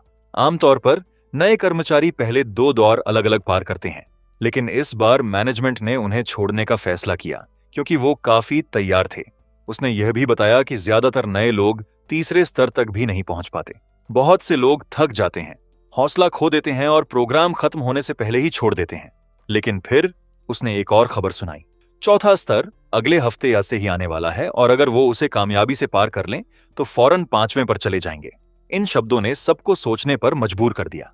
जो आजमाइशें मयैन वो झेल चुके थे, उनके बाद वो मुश्किल से यह सोच पा रहे थे कि इससे भी मुश्किल काम क्या हो सकते हैं। फिर हीरो ने उस इंसान के बारे में पूछा जो पहले 5वां स्तर पार कर चुका था। यह सुनकर कैथरीन साफ हैरान हो गई। वो कुछ पल चुप रही, जैसे जवाब सोच रही हो। फिर उसने टाल मटोल करते हुए कहा कि यह बात वो तभी बताएगी जब ओलिवर खुद प्रोग्राम के आखिर तक पहुंचे। इसके बाद वो चली गई और पार्टिसिपेंट्स उलझन में रह गए। कुछ देर बाद एक टीम मेंबर ने एक और अजीब बात नोटिस की।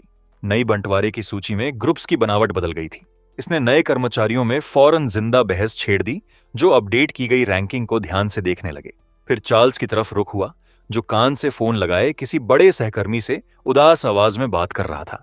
उसने माना कि उसने गलती की और उसे इतनी शर्म है कि वो अपने आप को अपने साथी को मुंह दिखाने के काबिल नहीं समझ रहा। उस बड़े ने पहले उसे तेजी से डांटा कि उस जैसी काबिलियत वाले को पहला नंबर आसानी से मिलना चाहिए था। उसने याद किया कि उसे शुरू से चार्ल्स को किसी बड़ी सहायक कंपनी में देखने की उम्मीद थी, लेकिन ट्रेनिंग सेंटर के ज्यादा भरे होने की वजह से उसे दूसरी जगह भेज दिया गया। कभी कभी ऐसे लोग मिल जाते हैं जो बाकी सबसे बिल्कुल अलग होते हैं और ऐसे में बस उनके वजूद को स्वीकार करने के सिवा कोई चारा नहीं। ट्रेनिंग सेंटर ने पूरे देश से काबिल उम्मीदवारों को खींचा था, इसलिए कुछ अलग किस्म के लोगों का आना स्वाभाविक था। यह सुनकर चार्ल्स ने माना कि उसे समझ नहीं आ रहा कि आगे कैसे बढ़े। तब उस बड़े ने उसे बस यह सलाह दी कि ओलिवर को भूल जाए। उसके पास जो जानकारी थी उसके मुताबिक लीडरशिप ने पहले से ही ओलिवर में खास दिलचस्पी दिखाई है, इसलिए उससे लड़ना बेकार है। उसने यह भी कहा कि अगर चार्ल्स अपने काम को सामान्य तरीके से पूरा करने पर ध्यान देता तो कोई मुश्किल ही नहीं होती। उसने याद दिलाया कि यह सिर्फ पहला गंभीर इम्तिहान था, यानी आगे खुद को साबित करने के बहुत मौके बाकी हैं। चार्ल्स ने अनमने मन से हाँ की और उस बड़े ने जोड़ा कि ऐसी हारों से ही इंसान बड़ा होता है। ओलिवर चाहे जितना काबिल हो, आगे करियर की सीढ़ी पर ज्यादा ऊंचा चढ़ना उसके लिए मुश्किल होगा। उसने यह भी कहा कि कंपनी के डायरेक्टर अभी चार्ल्स को अच्छी नजर से देखते हैं। यह सुनकर वो आखिरकार हल्का महसूस करने लगा। बात खत्म करने से पहले उस बड़े ने ग्रेजुएशन के बाद रात के खाने पर मिलने का सुझाव दिया। कॉल के बाद चार्ल्स ने सोचा और फैसला किया कि अपने बड़े की सलाह मानेगा और कुछ वक्त के लिए पहले नंबर की लड़ाई छोड़ देगा। भले ही ओलिवर ट्रेनिंग सेंटर का शीर्ष नया कर्मचारी बना रहे, उसका भविष्य तो वेल बीइंग जैसे किसी मामूली विभाग में ही बीतेगा। जल्द ही वो चला गया और खुद को यह समझाता रहा कि काम के रिश्ते बनाना भी एक काबिलियत है। इस बीच ट्रेनिंग जारी रही और दूसरा हफ्ता अपेक्षाकृत शांत गुजरा, लेकिन ओलिवर की टीम समझती थी कि असली आजमाइशें अभी बाकी हैं, इसलिए वो धैर्य से अगले गंभीर काम का इंतजार करती रही। शनिवार को सभी नए कर्मचारी फिर बड़े हॉल में जमा हुए और कैथरीन मंच पर आई और पूछा कि क्या सबने अच्छा आराम किया। फिर उसने एक नया काम सुनाया। दिन के अंत तक हर ग्रुप को डोमिनोज से टेसन कंपनी का एक लोगो या नाम बनाना था। ऐलान होते ही कर्मचारी बड़े बड़े बॉक्सेस हॉल में लेकर आए, जबकि नए लोग हैरानी से देखते रहे। बॉक्सेस को ध्यान से टीम्स के सामने रखा गया। फिर कैथरीन ने नियम और विस्तार से समझाए। कुल 20 रंगों के डोमिनोज तैयार किए गए थे और हर ग्रुप में 20 लोग थे, इसीलिए हर टीम सिर्फ एक रंग चुन सकती थी। उसने यह भी चेताया कि एक बार फैसला होने के बाद बदला नहीं जा सकता, इसलिए सावधानी से काम लेना होगा। लेकिन ओलिवर ने ध्यान से सब देखा। बहुत से दूसरे पार्टिसिपेंट्स के विपरीत उसे फौरन कुछ गड़बड़ की बू आई। कैथरीन के चेहरे के भाव से उसे लगा कि यह इम्तिहान कोई आम डोमिनो का खेल नहीं होगा। जब बाकी लोग अपना चुनाव सोच रहे थे, उस महिला ने सबसे बाईं दीवार की तरफ देखने को कहा। उस वक्त स्टाफ ने कई बड़े पोस्टर्स लगाए। उसने समझाया कि पोस्टर्स में वो आखिरी तस्वीरें हैं जो टीम्स को डोमिनोज से बनानी है। कुल 4 अलग अलग डिजाइन दिए गए थे, जिनमें से एक चुनना था। आखिर में कैथरीन ने पोस्टर्स के नीचे रखे दस्तावेजों की तरफ इशारा किया और बताया कि वहां हर विकल्प के विस्तृत नक्शे हैं। पहली नजर में काम आसान लगा, लेकिन हीरो जितनी गहराई में जाता, उसे उतना ही एहसास होता कि यह कितना पेचीदा है। ओलिवर ने ध्यान से डोमिनो के रंगों और बॉक्सेस की गिनती की। फिर उसने ग्रुप्स के बीच संसाधनों के संभावित बंटवारे का अंदाजा लगाया। उसके हिसाब के मुताबिक जब टीम्स बॉक्सेस छांट लेंगी तो हर रंग के बचे हुए डोमिनोज का पता लगाना लगभग नामुमकिन हो जाएगा। कुल मिलाकर पार्टिसिपेंट्स को आखिरी तस्वीर के 4 विकल्प दिए गए थे, जिनमें से हर एक को अलग अलग तादाद में रंगों की जरूरत थी। पहले डिजाइन के लिए सिर्फ 4 रंग चाहिए थे, जबकि बाकी विकल्पों में 8 से 10 अलग अलग रंग लगते थे। जल्द ही वो इस साफ नतीजे पर पहुंचा कि सभी ग्रुप्स को एक दूसरे से संसाधन बदलने ही होंगे। कैथरीन ने कुछ और शर्तें बताईं। उसने कहा कि काम शाम 5 बजे से पहले पूरा होना चाहिए। साथ ही उसने चेताया कि मारपीट, चोरी और दूसरे आपराधिक कानून के दायरे में आने वाले काम सख्त मना है। इस बात ने फौरन ओलिवर का ध्यान खींचा। यह पल उसे बहुत जरूरी लगा और उसे लगा कि यह महज इत्तेफाक नहीं हो सकता। शुरुआत का ऐलान होते ही पार्टिसिपेंट्स अपने अपने ग्रुप्स में जमा हो गए।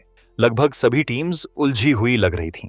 पहले ग्रुप के सदस्य फौरन ओलिवर की तरफ मुड़े और लीडर के फैसले का इंतजार करने लगे, लेकिन वो भी जल्दी में नहीं था। वो कुछ देर चुपचाप सोचता रहा, फिर आखिरकार अपनी योजना का ऐलान किया।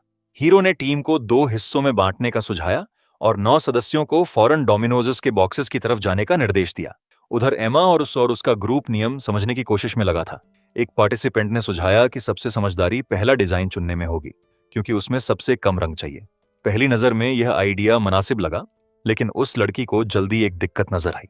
दूसरे ग्रुप्स भी शायद यही सोच रहे हों। अगर ज्यादातर पहला डिजाइन चुने तो सबको एक ही रंगों की जरूरत होगी और कमी आनी तय है। एमा ने फिर हर रंग के डोमिनोज की तादाद के बारे में सोचा। किसी भी पार्टिसिपेंट को असली स्टॉक की जानकारी नहीं थी। एक और टीम मेंबर ने याद किया कि आयोजकों ने संसाधन चुनने के क्रम के बारे में कुछ नहीं कहा। इसका मतलब था कि फायदा उसे होगा जो जरूरी बॉक्सेस पर पहले कब्जा जमाए या दूसरे ग्रुप से बातचीत कर ले। एक तरफ जल्दी से रंग चुनना जरूरी था, दूसरी तरफ चुनाव इस बात पर निर्भर था कि कौन सा डिजाइन बनाना है। लेकिन डिजाइन चुनने के लिए रंगों की उपलब्धता समझना जरूरी था, जिससे एक उलझा हुआ चक्र बन रहा था। एम्मा ने अपने विकल्पों पर सोचा और समझ गई कि हर मिनट की देरी बहुत महंगी पड़ सकती है। तभी ग्रुप का ध्यान एक अनचाही हलचल की तरफ गया। पहली टीम के सदस्य पहले से काम शुरू कर चुके थे। हैंक तेज कदमों से एम्मा के ग्रुप के पास से गुजरा और बोला कि वो बस जगह घेर रहे हैं और जल्दी वापस आएंगे। यह कहकर वो शांति से आगे बढ़ गया, लेकिन उस लड़की को फौरन सतर्कता हुई। उसे एहसास हुआ कि ओलिवर की टीम ने बाकियों से बहुत पहले ही हालात का हिसाब लगाना शुरू कर दिया था। जब ज्यादातर लोग अभी नियम समझ रहे थे, पहला ग्रुप पहले से ठोस कदम उठा रहा था। कुछ पार्टिसिपेंट्स ने फौरन जासूस भेजने का सुझाव दिया ताकि पता चले कि प्रतिद्वंद्वी कौन से डिजाइन चुन रहे हैं, लेकिन एमा ने उन्हें रोक दिया। अभी उनके पास इतना डेटा नहीं था। कोई भी जल्दबाजी का फैसला गलती में बदल सकता था। धीरे धीरे वो इस नतीजे पर पहुंची कि इस काम में असली कीमत डोमिनोज की तादाद नहीं, बल्कि आगे के बाजार में उनकी मांग है। अगर कोई टीम मशहूर रंग चुनती है तो वो बाकी बचे संसाधन फायदे से दूसरे संसाधनों से बदल सकती है।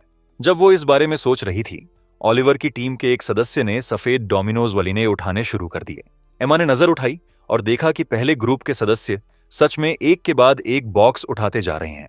बहुतों ने नोट किया कि सफेद रंग लगभग सभी चारों डिजाइनों में बेहद कम इस्तेमाल होता है और सबसे कम पसंद किए जाने वाले रंगों में से एक माना जाता है। लेकिन एमा जितना देर पहले ग्रुप की हरकतें देखती, उतनी ही बेचैन होती जाती। जब बाकी लोग सफेद रंग की कीमत पर बहस कर रहे थे, एमा ध्यान से ओलिवर को देख रही थी। वो पास खड़ा बचे हुए डोमिनोज के बॉक्सेस को देखता रहा और उसका चेहरा बता रहा था कि वो अभी भी कुछ हिसाब लगा रहा है। तभी एक टीम मेंबर ने एमा को काम का विस्तृत नक्शा थमाया। उस लड़की ने जल्दी से पर्ची खोली और रंगों के बंटवारे को देखने लगी। जल्द ही एक पार्टिसिपेंट ने शुरुआती हिसाब लगाया। पीला सबसे ज्यादा इस्तेमाल होने वाला रंग था और कुल मिलाकर लगभग 1750 टाइल्स की जरूरत थी। इसलिए एक और पार्टिसिपेंट ने सुझाया कि प्रतिद्वंद्वियों से पहले पीले बॉक्सेस उठा लो। लेकिन एमा इस आइडिया को जल्दी से मानने की जल्दी में नहीं थी। वो नक्शा देखती रही और ओलिवर के चेहरे का भाव याद करती रही। उसे बार बार यह लग रहा था कि सब गलत दिशा में देख रहे हैं। इसलिए आखिरकार उसने आंखें बंद की और फैसला किया। एमा ने माना कि वो अब भी अपनी बात तर्क से नहीं समझा सकती, लेकिन उसे यकीन था कि पीला सबसे अच्छा चुनाव नहीं है। लेकिन बातचीत जारी रहती। इससे पहले वही हुआ जिसका डर था। 10वें ग्रुप के नुमाइंदे पहले ही पीले बॉक्सेस उठा चुके थे। कई लोग फौरन घबरा गए। फिर उनका ध्यान अगले सबसे मशहूर रंग यानी नीले की तरफ गया। लेकिन लंबी बहस के बाद एमा ने अपना आखिरी फैसला सुनाया। उनके ग्रुप को तीसरा डिजाइन चुनना है और बैंगनी डोमिनोज लेने हैं। उधर कमरे के दूसरे कोने में चार्ल्स हिकारत से सब देख रहा था और अभी भी पहले ग्रुप की हरकतें नहीं समझ पा रहा था। ओलिवर हमेशा पहले से हिसाब लगाता है, इसलिए सफेद रंग का चुनाव बेतुका लग रहा था। लेकिन उसने अपने प्रतिद्वंद्वी के बारे में सोचना बंद करने का फैसला किया। पीला पूरे खेल का सबसे कीमती संसाधन था। बहुत से डिजाइनों में इसकी जरूरत थी और डोमिनोज की तादाद सीमित थी। जल्द ही दूसरे ग्रुप के एक सदस्य ने बताया कि रंगों का बंटवारा लगभग पूरा हो चुका है। फिर एक पार्टिसिपेंट ने सुझाया कि जल्दी से लेन देन शुरू करें और धीरे धीरे जरूरी रंग इकट्ठे करें। लेकिन चार्ल्स ने यह आइडिया नकार दिया। पहले उसे अपनी जरूरत के लिए पीले डोमिनोज इस्तेमाल करने थे और उसके बाद बचे हुए गिनने थे। इसके अलावा उसे पूरा यकीन था कि पीले की कीमत और बढ़ेगी और उस लम्हे का इंतजार करना सबसे फायदेमंद होगा। बातचीत खत्म होने के बाद चार्ल्स ने एक बार फिर कमरे में नजर दौड़ाई और अचानक बेचैनी हुई। कुछ गड़बड़ लग रहा था। ओलिवर की टीम के सदस्य सक्रियता से बातचीत करते और डोमिनोज का लेन देन करते नजर आ रहे थे, लेकिन खुद लीडर कहीं नजर नहीं आ रहा था। चार्ल्स जानता था कि ओलिवर शायद ही कभी बिना सोचे कुछ करता है। अगर लेन देन के बीच ओलिवर गायब हुआ है तो जरूर कुछ और जरूरी काम कर रहा है। उधर ओलिवर खुद बिल्कुल अलग जगह था। एमा के साथ वो ऊपर से पूरे हॉल का नजारा देख रहा था। हीरो ने उस लड़की से राय मांगी और थोड़ा सोचने के बाद एमा ने उसकी बातों से हां में सिर हिलाया। हर ग्रुप को खास रंगों की जरूरत थी, इसलिए मांग और आपूर्ति अपने आप बनने लगी। शुरुआत में पार्टिसिपेंट्स ने लगभग बिना हिसाब के संसाधन बदले, लेकिन वक्त के साथ हर कोई हर रंग की कीमत आंकने लगा। ओलिवर ने तब नोट किया कि वो लड़की परेशान लग रही है और वजह पूछा। एमा ने सच में माना कि उसे बेचैनी हो रही है। लीडर्स को अपनी टीम्स के साथ रहकर काम संभालना चाहिए, लेकिन ओलिवर ने बस शांत मुस्कान ली। उसने नोट किया कि वो अपने साथियों पर बहुत कम भरोसा करती है। लेकिन एमा ने आपत्ति जारी रखी और कहा कि बाजार जल्द ही एक जगह पहुंच जाएगा जहां लेन देन धीमे पड़ जाएंगे। लेकिन ओलिवर ने उसकी सोच अचानक तोड़ी और कहा कि बाकी टीम जरूर परेशान होंगी, लेकिन एमा के ग्रुप को चिंता करने की कोई वजह नहीं है। इसके बाद उसने उसे बैंगनी रंग का चुनाव याद दिलाया। बैंगनी डोमिनोज चारों डिजाइनों में इस्तेमाल होते हैं, इसलिए उनकी मांग लगातार ऊंची रहनी चाहिए। यह सुनकर वो लड़की थोड़ी शांत हुई, लेकिन फिर उसने नीचे चार्ल्स के ग्रुप की तरफ इशारा किया। वहां वो बंदा सचमुच अपने पीले डोमिनोज की पहरेदारी कर रहा था। जब दूसरी टीम्स के नुमाइंदे पास आते तो वो सबको मना कर देता और संसाधनों की कीमत और बढ़ने का इंतजार करता रहा। एमा ने बताया कि पहले डिजाइन को उतनी टीम्स ने नहीं चुना जितनी उम्मीद थी। हालांकि उसमें सिर्फ 4 रंग चाहिए। ओलिवर ने जो सफेद रंग चुने उनकी तादाद 10,000 थी, लेकिन असल में सिर्फ 100 की जरूरत है। हल्का नीला सबसे दुर्लभ रंग है, जिसके पास सिर्फ आधा बॉक्स है, यानी 500 टाइल्स। एमा ने कहा कि अब उसे समझ आना चाहिए कि वो इतनी व्यस्त क्यों है। वो नीचे जाकर जल्दी से हालात खुद देखना भी चाहती थी, लेकिन हीरो शांत रहा। उसने नोट किया कि एमा के ग्रुप के पास सबसे जरूरी संसाधन यानी बैंगनी डोमिनोज है। वो मानी, लेकिन यह भी कहा कि इसीलिए तो उसे हर वक्त नजर रखनी होगी। एमा वापस अपनी टीम के पास जाने लगी तो ओलिवर ने अचानक उसे हल्के नीले रंग के बारे में एक सवाल पूछकर रोक दिया। उसने याद दिलाया कि यह रंग सिर्फ तीसरे डिजाइन में इस्तेमाल होता है और कुल मिलाकर लगभग 500 ऐसे डोमिनोज हैं। उसी पल उस लड़की को समझ आया कि वो क्या कहना चाह रहा है। हल्के नीले डोमिनोज के मालिक उन्हें मुख्य संसाधन के तौर पर इस्तेमाल नहीं कर सकते, वरना खुद लेन देन के लिए कुछ नहीं बचेगा। इसके बाद उसने उन्हें डोमिनो की मुद्रा कहा, जो एम्मा के लिए हैरानी भरा था। उसे लगा कि ऑलिवर इसे एक साधारण सामान के लेन देन की बजाय एक असली वित्तीय बाजार की तरह देख रहा है। इसके अलावा उसने एम्मा को गठजोड़ बनाने की पेशकश की। जब वो इस आइडिया पर चर्चा कर रहे थे, चार्ल्स उन्हें दूर से ध्यान से देख रहा था। उसने नोट किया कि एम्मा और ऑलिवर काफी देर से बाकियों से अलग बात कर रहे हैं और यह उसे बहुत परेशान कर रहा था।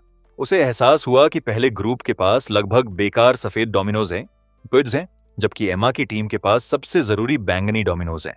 इसलिए उसे डर और बढ़ने लगा कि दोनों मिलकर कोई साझा योजना बना रहे हैं। फिर चार्ल्स ने खुद एक नीलामी करने का सोचा। उसे लगा कि ऐसे तंत्र से वो ऑलिवर की चालों पर निर्भर हुए बिना पीले डोमिनोज से फायदा उठा सकता है। लेकिन जल्द ही उसके एक मातहत ने बुरी खबर दी। पता चला कि लेन देन उम्मीद के मुताबिक बिल्कुल नहीं चल रहा। टाइल्स उतनी तेजी से नहीं बिक रहे जितना उम्मीद थी, और यही दिक्कत दूसरे रंगों के साथ भी है। इसके अलावा सफेद डोमिनोज अचानक बाजार का सबसे मशहूर रंग बन गए। उस पल चार्ल्स को अपने कानों पर यकीन नहीं हुआ। सबसे बेकार संसाधन अचानक सबसे मांग में आ गया। पलटकर उसने देखा कि पहले ग्रुप के सदस्य सक्रियता से सफेद डोमिनोज को तरह तरह के रंगों से बदल रहे हैं। वो निराशा में बड़बड़ाया कि इस बदमाश ने फिर उसे मात दे दी। ऊपर देखा तो ऑलिवर और एमा नजर आए। हीरो ने दोस्ताना अंदाज में उसे हाथ हिलाया, जिसे चार्ल्स ने सीधी हंसी उड़ाना समझा। उसकी चिढ़ फौरन बेचैनी में बदल गई। चार्ल्स ने अपनी टीम को तुरंत पता लगाने का हुक्म दिया कि क्या हो रहा है, लेकिन जवाब और भी अनचाहा था।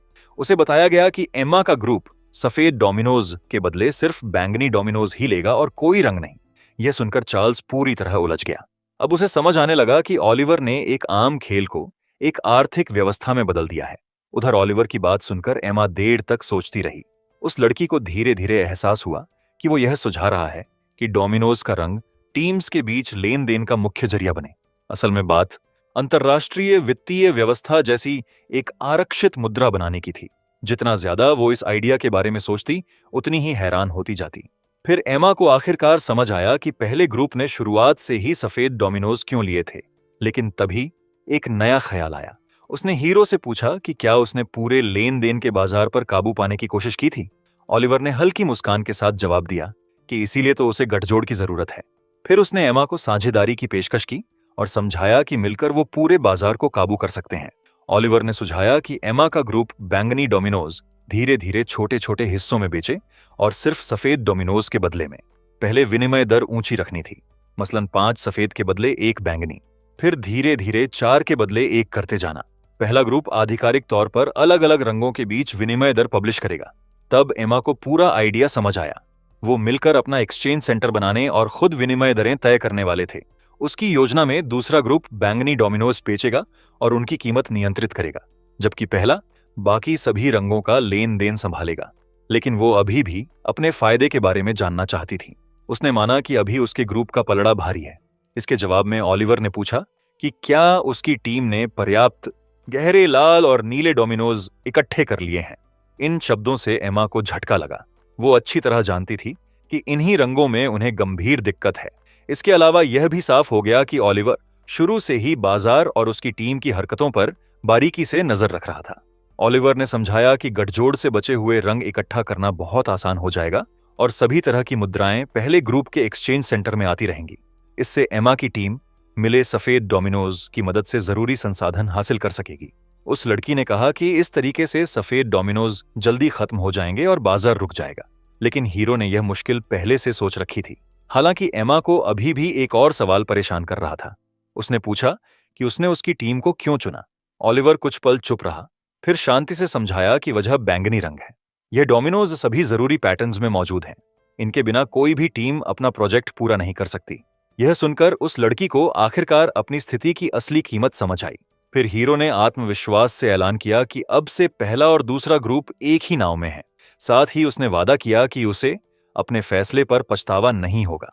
इसके बाद उसने फोन निकाला और अपने साथियों को कई मैसेजेस भेजे। संकेत मिलते ही पहले ग्रुप के सदस्य फौरन काम पर लग गए। हैंक एक खास बोर्ड लेकर आया जिस पर विनिमय दरें पब्लिश होनी थीं और एमा की टीम को नए निर्देश मिले। बैंगनी डोमिनोज सिर्फ और सिर्फ सफेद डोमिनोज के बदले बेचने हैं।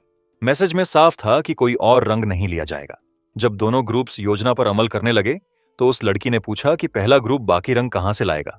ओलिवर ने समझाया कि उन्होंने खेल की शुरुआत में मची अफरा तफरी का फायदा उठाया, जब पहला ग्रुप सबसे तेज चल रहा था और बाकी सब अभी सोच ही रहे थे। उसकी टीम ने ज्यादातर सफेद डोमिनोज बेच दिए और बदले में कीमती संसाधन हासिल कर लिए। उस वक्त तक 5000 के करीब सफेद डोमिनोज चलन में आ चुके थे। कई लेन देनों की बदौलत ओलिवर की टीम ने इस रंग को बाजार में खूब फैला दिया था।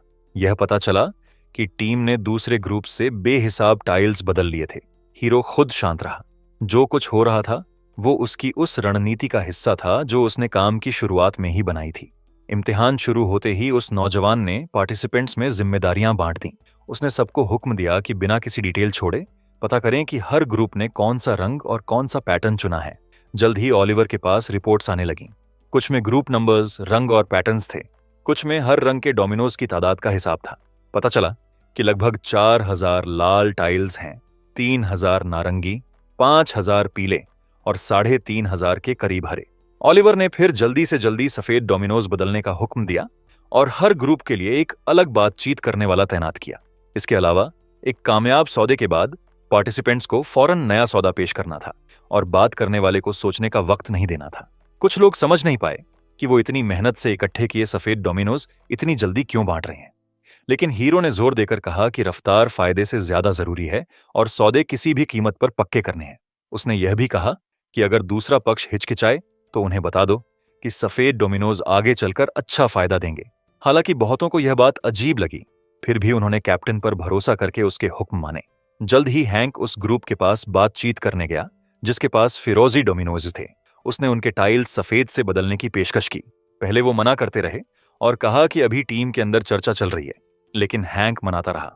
उसने याद दिलाया कि उनके पैटर्न के लिए बहुत से अलग अलग रंग चाहिए और सफेद डोमिनोज आगे चलकर काम आएंगे ही, इसलिए उसके नजरिए से पहले से हासिल कर लेना ज्यादा फायदेमंद है।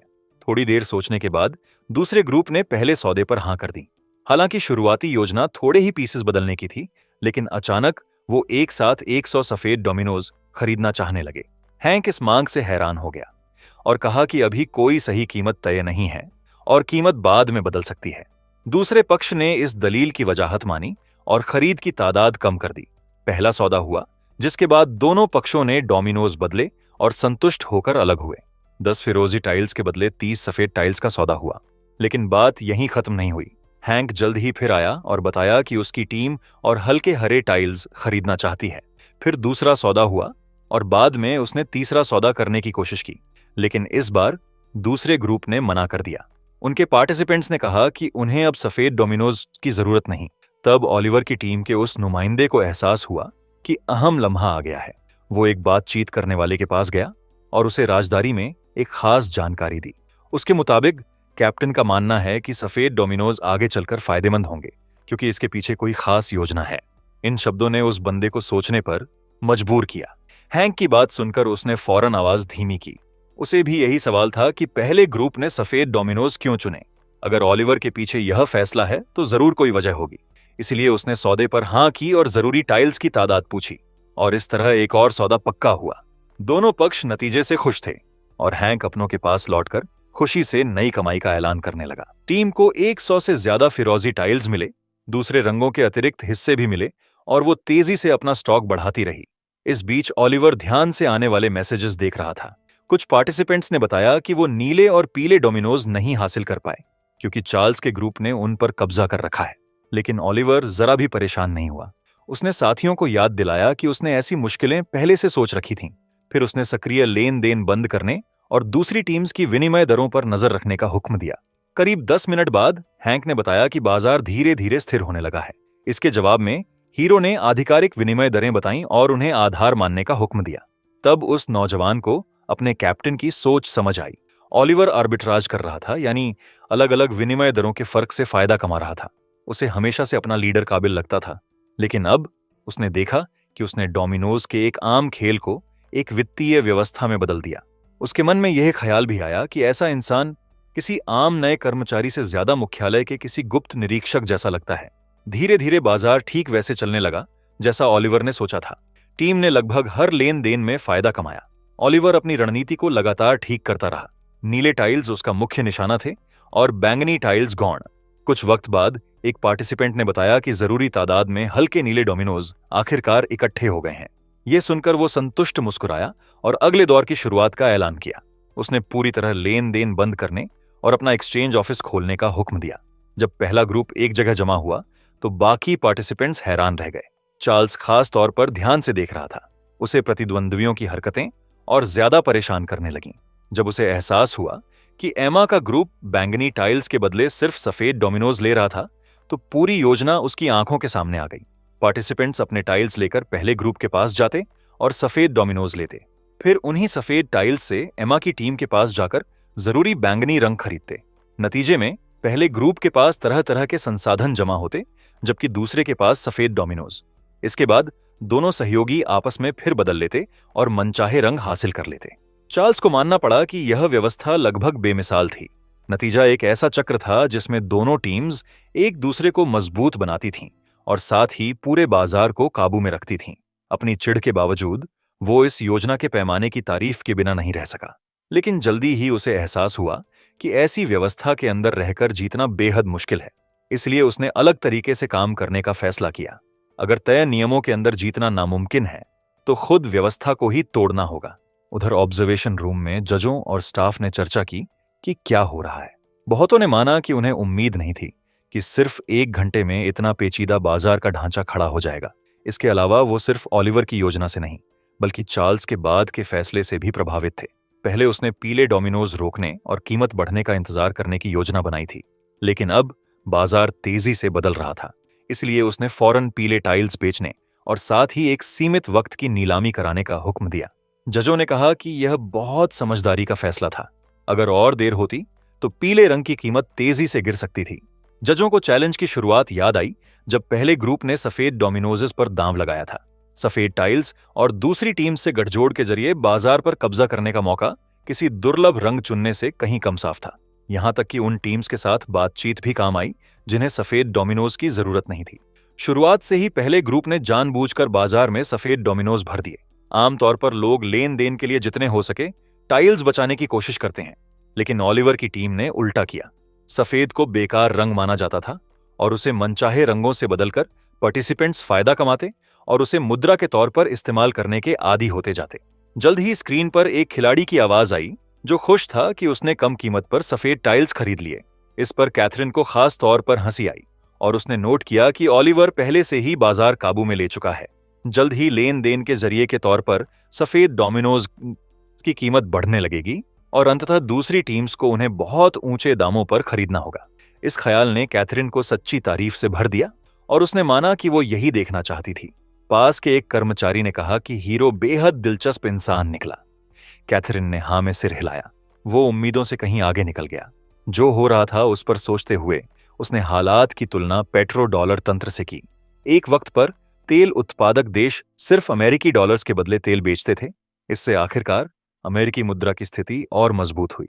ऐसा ढांचा बनाने के लिए ओलिवर ने पहले वो डोमिनोज हासिल किए जिनकी दूसरे ग्रुप को जरूरत थी और फिर उन्हें सही रंग हासिल करने में मदद की। पेट्रो डॉलर की अवधारणा बहुत से लोग जानते हैं, लेकिन इसे डोमिनोज के एक साधारण खेल पर कामयाबी से लागू करने वाले कम ही होते हैं। जल्द ही कैथरीन ने माना कि उसे लग रहा है जैसे वो कोई असाधारण चीज देख रही है। इसके बाद वो उत्साह के साथ डॉक्यूमेंट्स की तरफ लौट गई और आखिरी काम तैयार करने के बारे में सोचने लगी। इस बीच घटनाएं मुख्य हॉल की तरफ मुड़ी। ओलिवर देख रहा था कि पार्टिसिपेंट्स बेताबी से गुमशुदा डोमिनोज ढूंढ रहे हैं। कुछ गुजारिश कर रहे थे कि उन्हें जरूरी रंग बेच दिए जाए। कुछ उम्मीद छोड़कर सीधे फर्श पर लेट गए। कुछ लोगों ने मुकाबले को गंभीरता से लेना ही छोड़ दिया और मजे के लिए टाइल्स जमाने लगे। तब ओलिवर को वो दिक्कत समझ आई जो शुरू से थी। नियम ऐसे बनाए गए थे कि सबके लिए डोमिनोज काफी नहीं थे, इसलिए सभी टीम्स अपने डिजाइन पूरे नहीं कर सकती थीं। जब वो यह सोच रहा था, एमा उसके पास आई और उसकी राय जाननी चाहिए। उसने दूसरी मंजिल से हॉल को देखा और माना कि उसे लग रहा है जैसे वो किसी बिल्कुल नई दुनिया में है। यहां से सब कुछ अलग नजर आ रहा था और सैकड़ों लोगों का व्यवहार मिलकर एक पूरी तस्वीर बना रहा था। फिर हीरो ने पार्टिसिपेंट्स को देखा और नतीजा सुनाया। सब कुछ ठीक वैसे ही हो रहा था जैसा उसने सोचा था। सैकड़ों पार्टिसिपेंट्स को अपनी रणनीति पर चलते देखकर ऑलिवर को एक सच्ची प्रेरणा मिल रही थी। उसके होठों पर एक संतुष्ट मुस्कान आ गई। वो उस खास एहसास से गुजर रहा था जो किसी मुश्किल मसले के हल होने के बाद आता है। फिर हीरो ने सोचा कि यह सब तो सिर्फ 400 पार्टिसिपेंट्स वाला एक खेल था। अगर इसने ही इतना जोश भर दिया तो असली कारोबार की दुनिया कैसी होगी। लेकिन वो हमेशा के लिए इसी स्तर पर नहीं रहना चाहता था। वो एक दिन कंपनी के सबसे बेहतरीन माहिरों के साथ खड़ा होना चाहता था। फिर ऑलिवर को क्रिस्टोफर याद आया, जिसे टेसन ग्रुप का दिमाग माना जाता था, और वो जानने को उत्सुक हो गया कि वो असल में कैसा इंसान है।